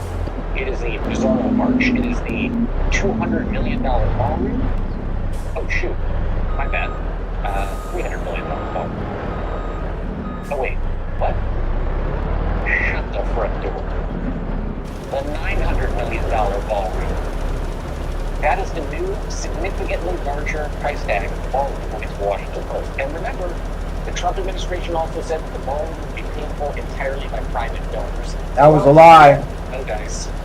Point that out. That was another lie. As soon as he said it, it was a lie. He's not going to pay for it himself when he can get the tax dollars to pay for it. Are you fucking nuts? Of who stands to benefit? A report entitled "Ballroom Billions" by the consumer advocacy group Public Citizen analyzed the names of the public donors and found this, quote, over half of corporate ballroom donors, 14 out of 27, have received increased government. Need to be having better sex. Blue chew gold, blue chew gold, blue chew gold, blue chew gold. It's time to lock in. Being physically ready is useless if you're Horses have been ridden. Got this field to do, that field, that field. Blue chew gold is the only one that's combining four powerful ingredients for the strong. Everything else has been done. For a basic fix when you Then we can jump into May. It's sildenafil to downfill oxytocin and apomorphine, which helps to amplify arousal. It's not on there. Right down there, you can fire up the box and it's ready to go. These government contracts in the last 6 months totaling $50 million. I'll scratch your back if you scratch my program. It's nothing. It's tempting to get tired. It's tempting to dismiss this constant erosion of our norms and values and just give up. Until you take a step back to ensure that these buildings mean something to the American people. Like when I visited the Kennedy Center in June, and I met a woman named Matt. What's your name? Jacob. Did you come to see the tarp? What does it make you feel to see that? Shame. The ship that we left this afternoon. We were here for a funeral. And the funeral this morning in Arlington. Yeah, the only other thing I wanted to do was come here and Really? Why was it so important for you to do it? because my brother was a war hero. We buried him this morning, and this is dedicated to someone who was so important in my life growing up. For him to supersede that with his name is Didn't expect that. I'm very sad for your loss. This is no joke to a lot of people. This is no joke. One man's vanity overwhelming our nation's history.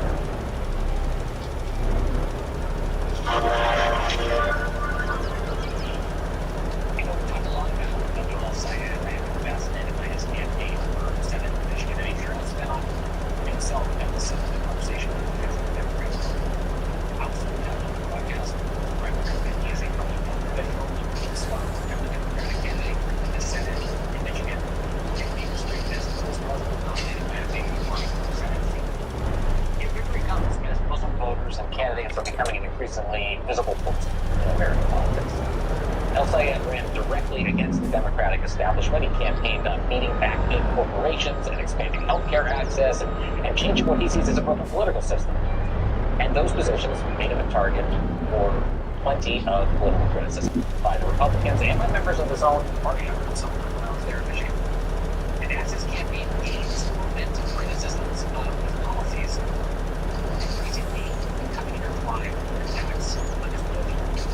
And it always the same thing happened in Michigan. City mayors weren't performing, and Congressman Miller, he took the possibility of contributions about anti-Muslim bigotry, Islamophobia, front and center. The past few years, the Center for the Study of Organized Being, also known as CSOH, found that El Sayed's campaign gained traction. As it did, the Islamophobic comments followed in record numbers.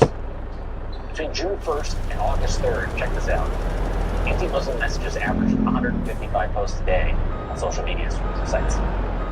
And during the week he won the nomination, look at the spike. That number surged to nearly 3,100 a day. Last week, on the single day that El Sayed won his primary, nearly 12,000 anti-Muslim posts rolled in. That was the highest single-day volume this summer. You might be thinking, well, you know what, those use faceless accounts scrolling online. They're not. They're not, you're wrong. Some of this hate is coming from American government officials, like Republican South Carolina Congresswoman Nancy Mace. These are posts.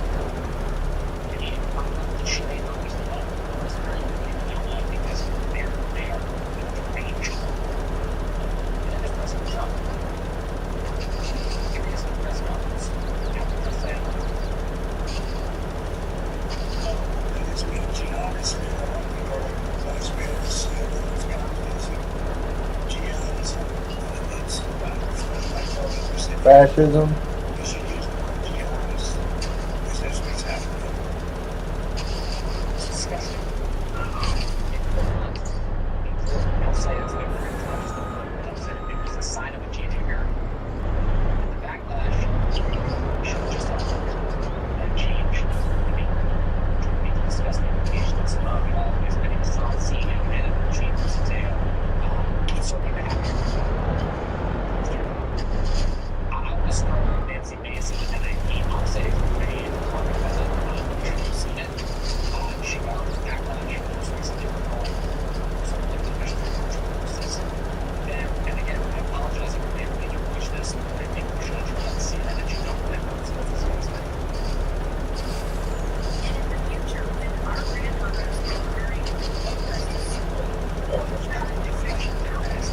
Give me a fucking break.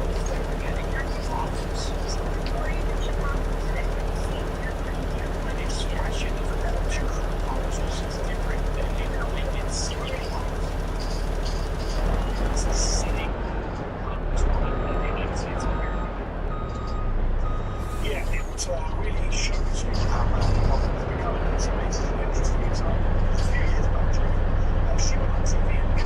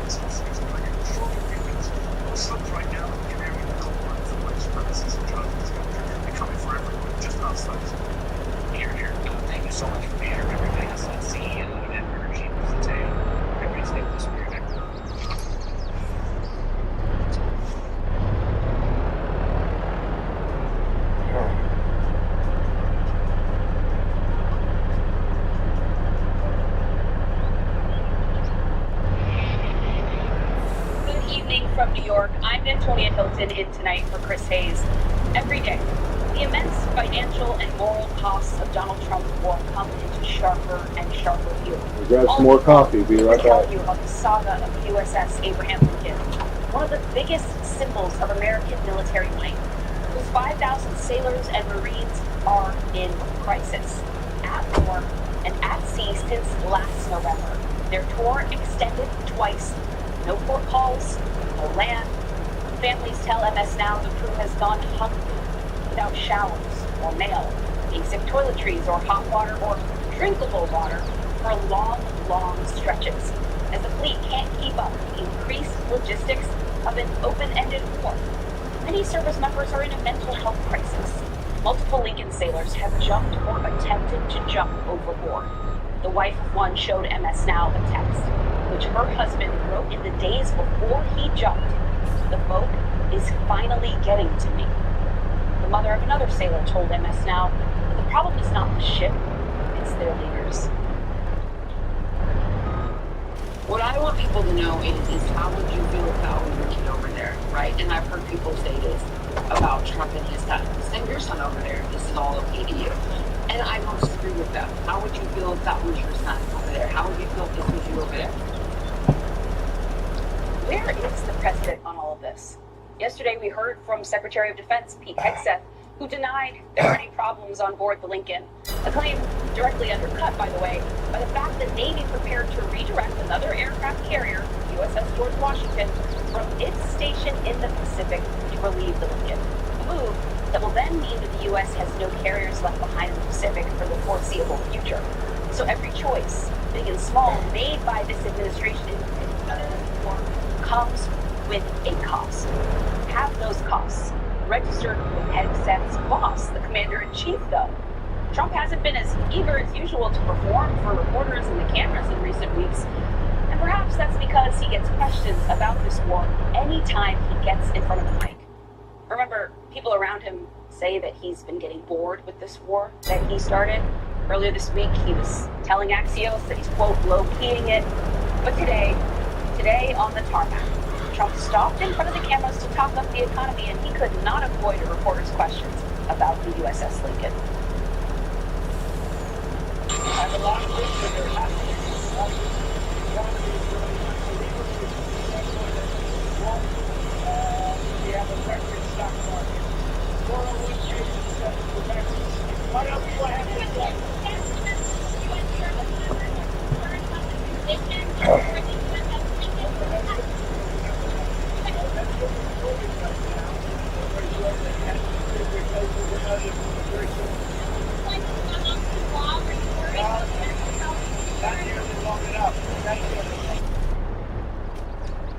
Not nearly long enough, says the president.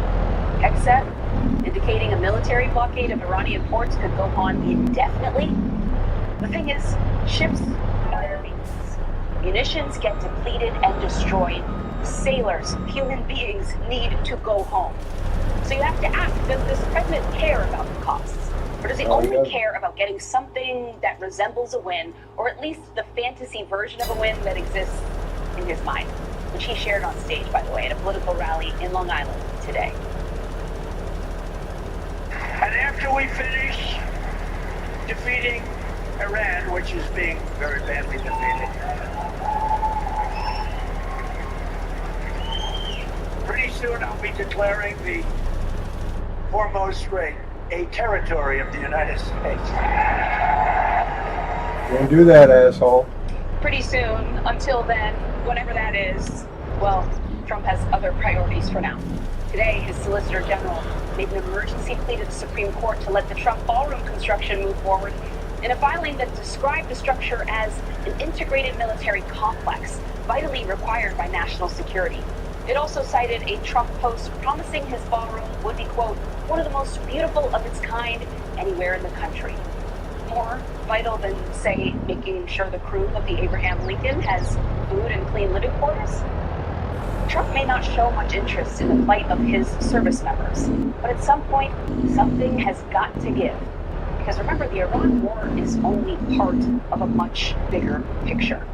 The Trump administration is stretching the American military across the globe, asking them to do more, for longer, in more places, with fewer rules and constraints, with no need often for justification, from striking boats in the Caribbean and the Pacific to invading a sovereign country and kidnapping their president, all to dominate this hemisphere. Earlier this week, the State Department posted a 5-minute long video praising the Monroe Doctrine with the tagline, "American dominance in the Western Hemisphere will never be questioned again." And the next day, Hegseth was publicly planning joint strikes on armed groups in Colombia.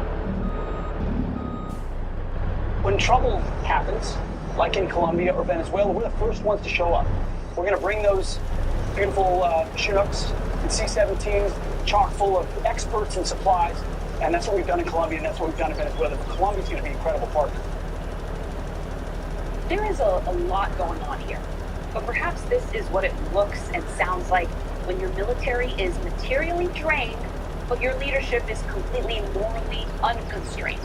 And all the usual limiting mechanisms like your members of Congress, international law, they're at best an afterthought and aside as Trump plows ahead on a range of pursuits from the Persian Gulf to Panama Canal and maybe soon Cuba. This administration is acting as though American military prowess has no physical or legal limits, even though our military, and more importantly, the people who comprise it, absolutely do. David Shulkin is a physician who served as Secretary of Veteran Affairs in the first Trump administration and is Undersecretary of Veterans Affairs for Health under President Obama. He joins us now. Mr. Secretary, it's good to see you this evening.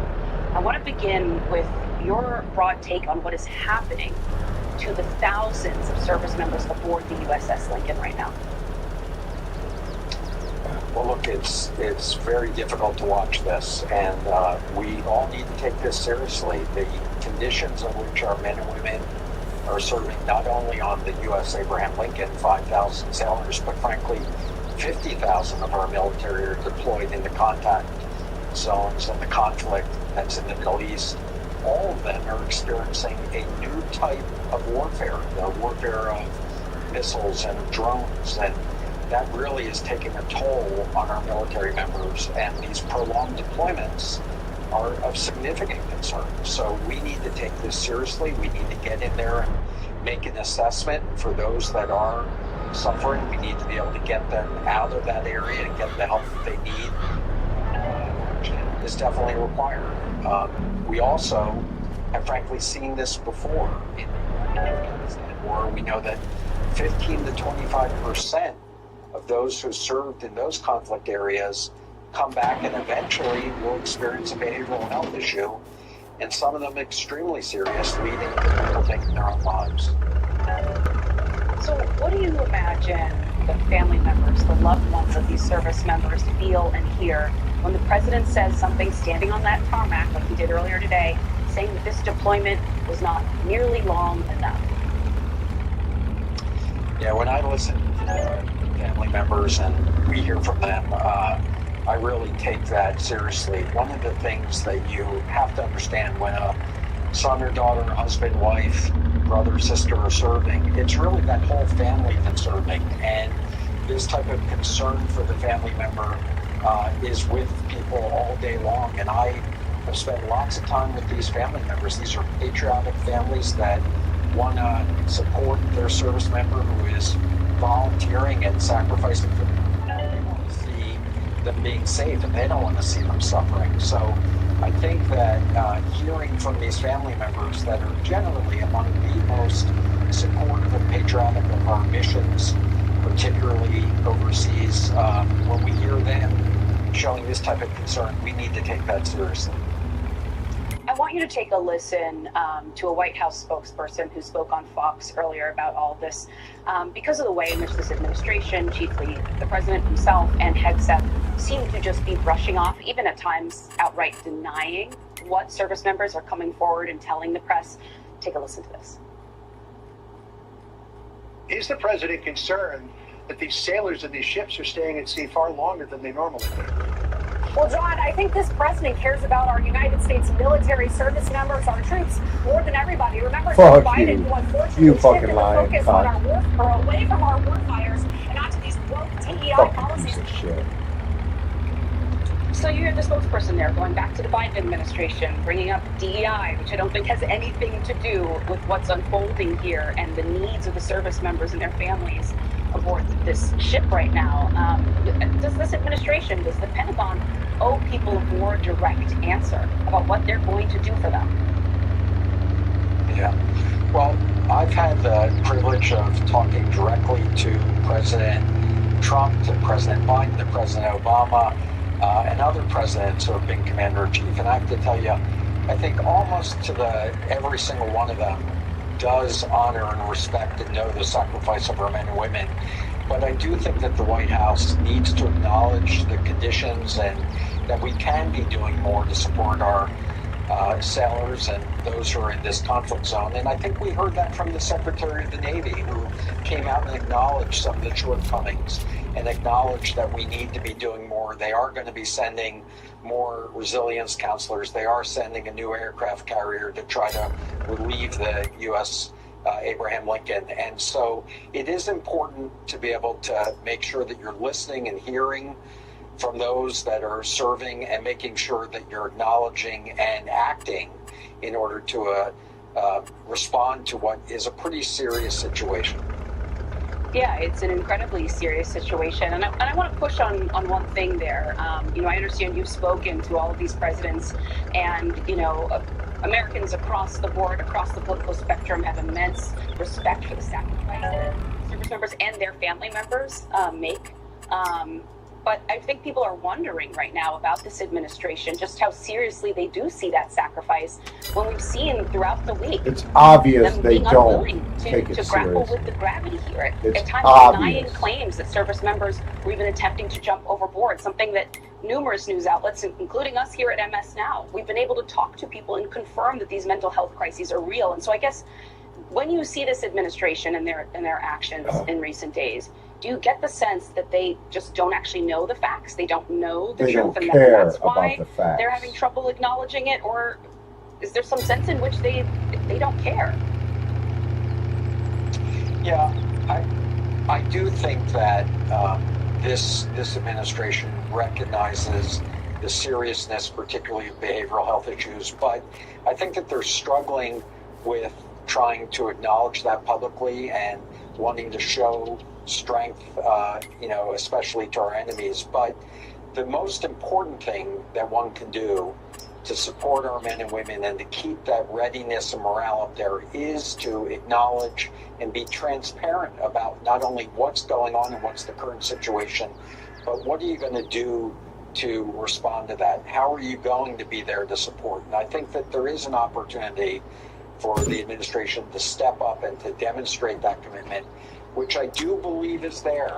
But right now, if you're a sailor or anybody else serving under these tough conditions, that's what you need to hear. You need to hear leaders that are connected to the current situation and leaders that are willing to acknowledge problems when they exist and what they're going to do about it.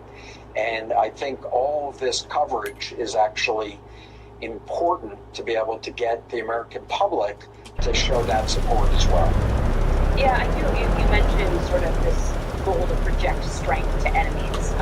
And the reality is that our enemies, they follow our news reporting. They have a sense of the intelligence and the reality on the ground, too.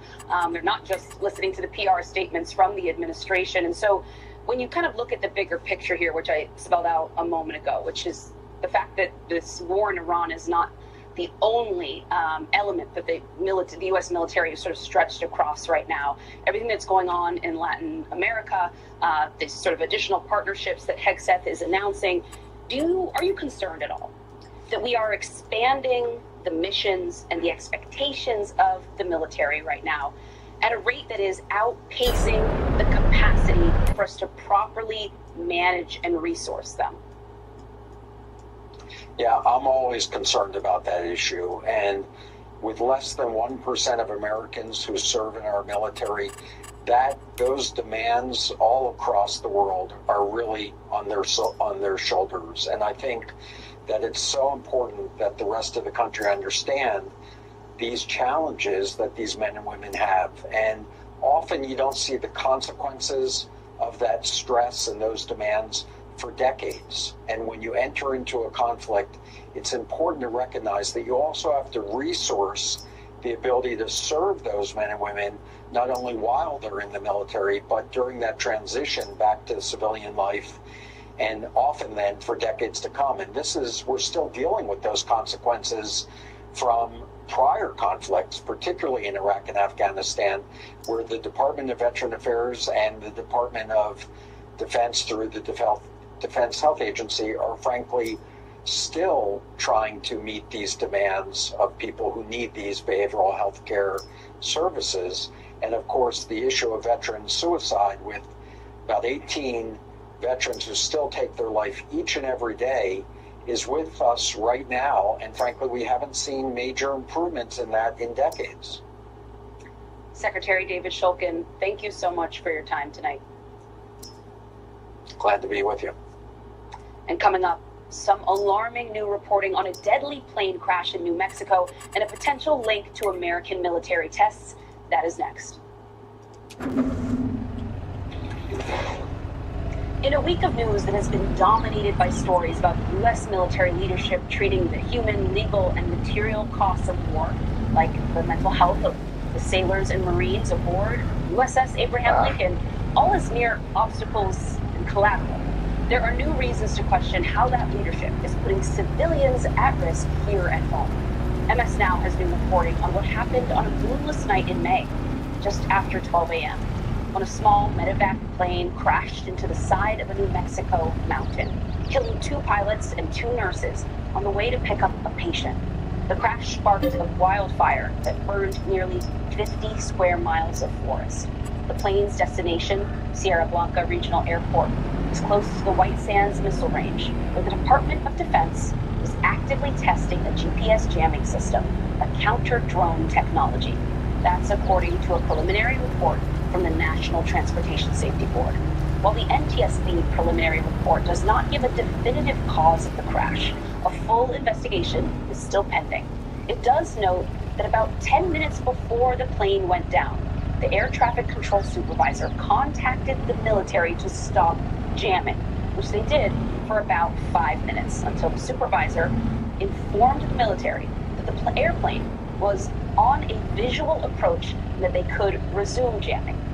Josh Einiger is a senior transportation reporter with MS Now, who has been investigating this story, and he's here with me at the table now.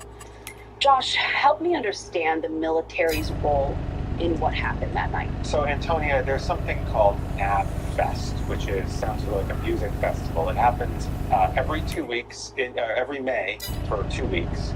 There's a group of military and government and industry experts, and they come together at this White Sands missile testing range, and they test out all this technology, this GPS jamming technology that can be used in this, globally. Electronic warfare, drone warfare is something that the United States obviously has to compete in. You've seen it in Ukraine. It's gone behind a lot of the trends, and this is a big thing. And they test it there.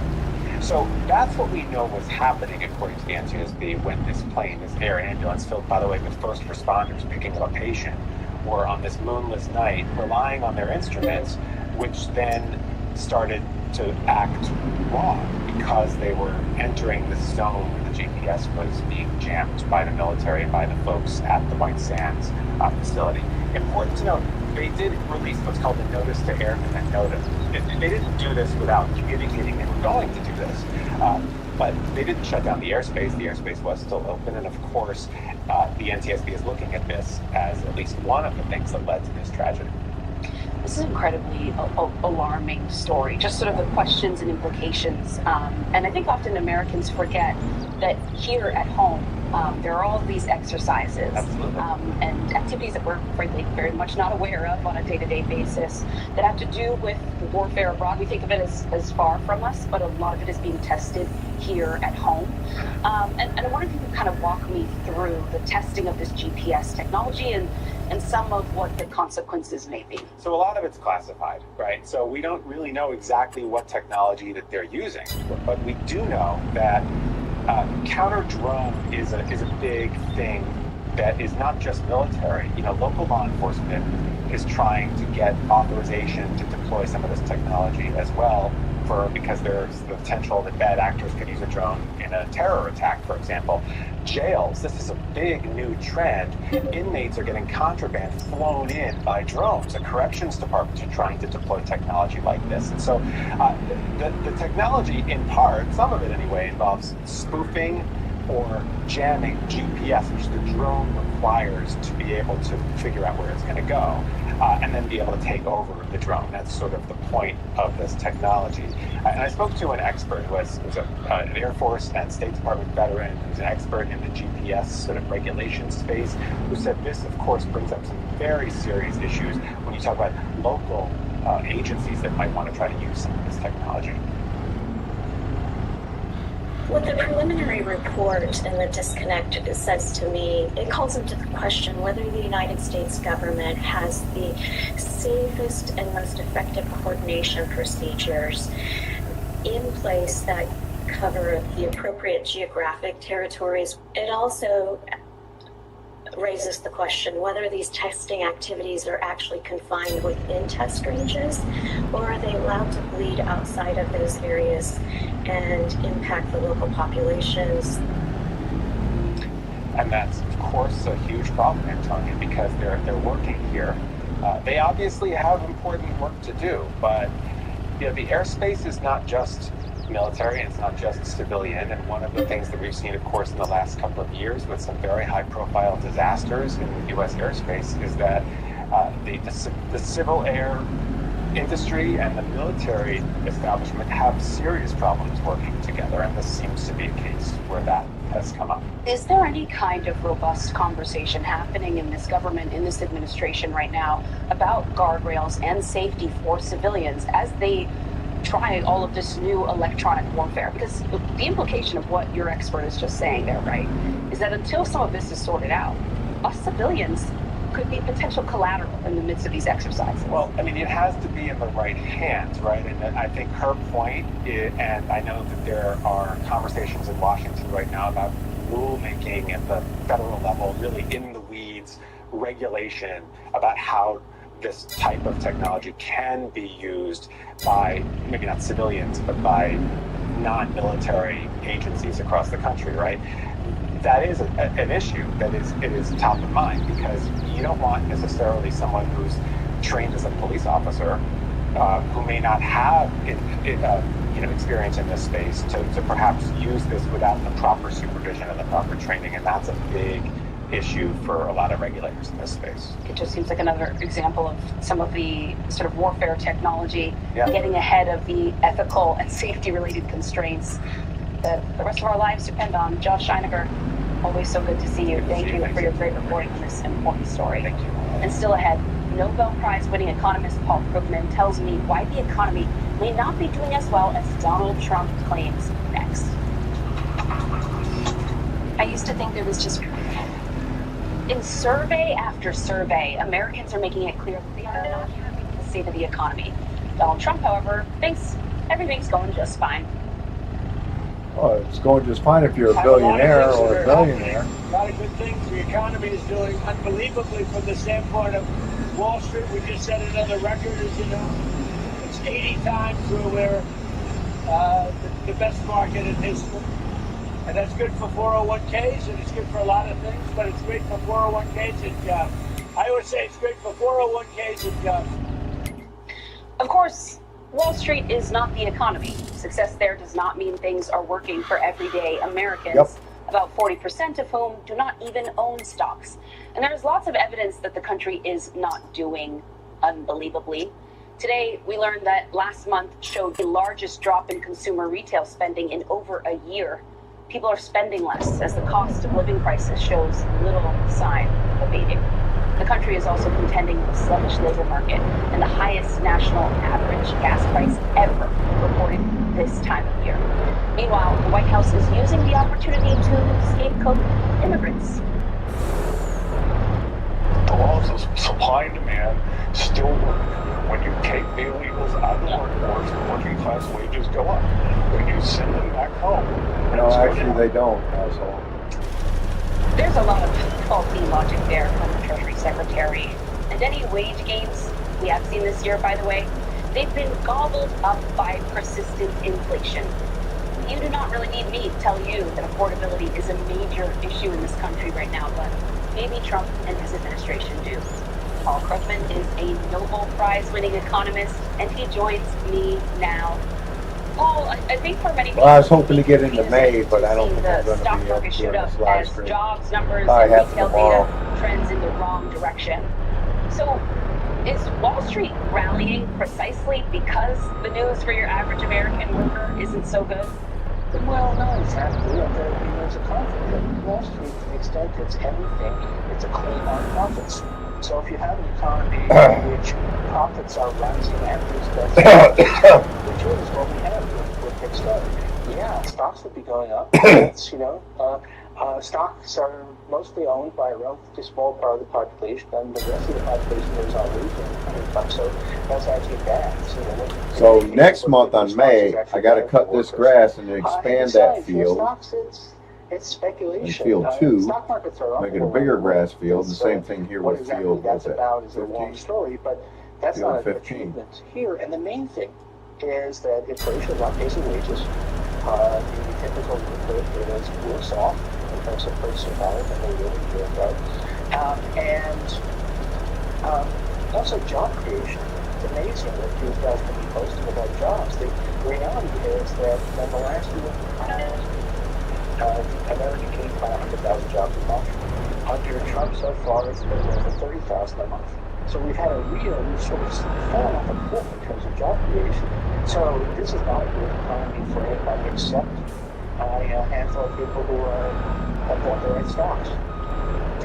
Often people talk about the K-shaped economy right now, the haves and the have-nots. But is there another way to frame this as sort of the people who are making money through wages, through bi-weekly paycheck, for example, and the people who are making their real wealth from the stock market? Well, yeah, this is very much an economy that is basically favored wealth over wealth.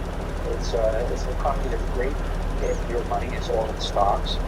It's especially great if you're, there's even among people who have a lot of wealth, there's wealth and then there's wealth. And this is an economy that's been great for the oligarchs, for the handful of people. Really, it's no longer the 1%. We're really talking about the 0.001%, a few hundred people are the ones who've done really well in this economy. And sure, there are people who get to talk to Trump, so he probably hears from them and things are great. But, what about the 9% who are not doing so good? I'm going to shut down here in a little bit. The war and the tariff policy over 4 hours. Over the course of the last year or two. 4.5 hours. Of the economic uncertainty that we are all living with is.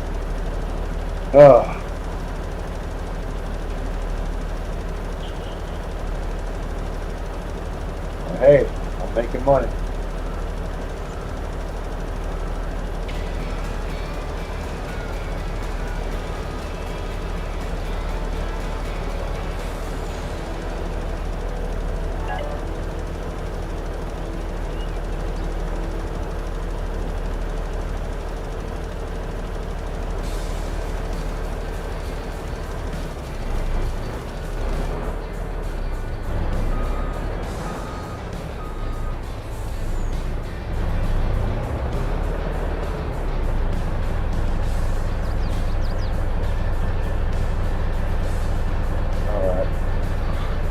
A good time to shut it down. I know that I got to finish this field and do these 2 fields and I'll be done. I can jump into May after that.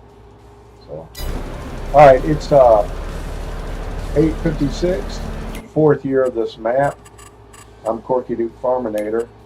Come with me if you want to farm. This is Farming Simulator 22, Michigan Farms map. Schafer's Ag Service Part 117, I do believe, wasn't it? I think. Yes, this is an accurate replica of the farm I grew up on. Check out the rest of my maps on this and my other YouTube channel, Corky Duke. I got my war games on there and my parody songs too. 3 of them are about farming. Thanks for watching. We'll see y'all later. Y'all take care. Bye.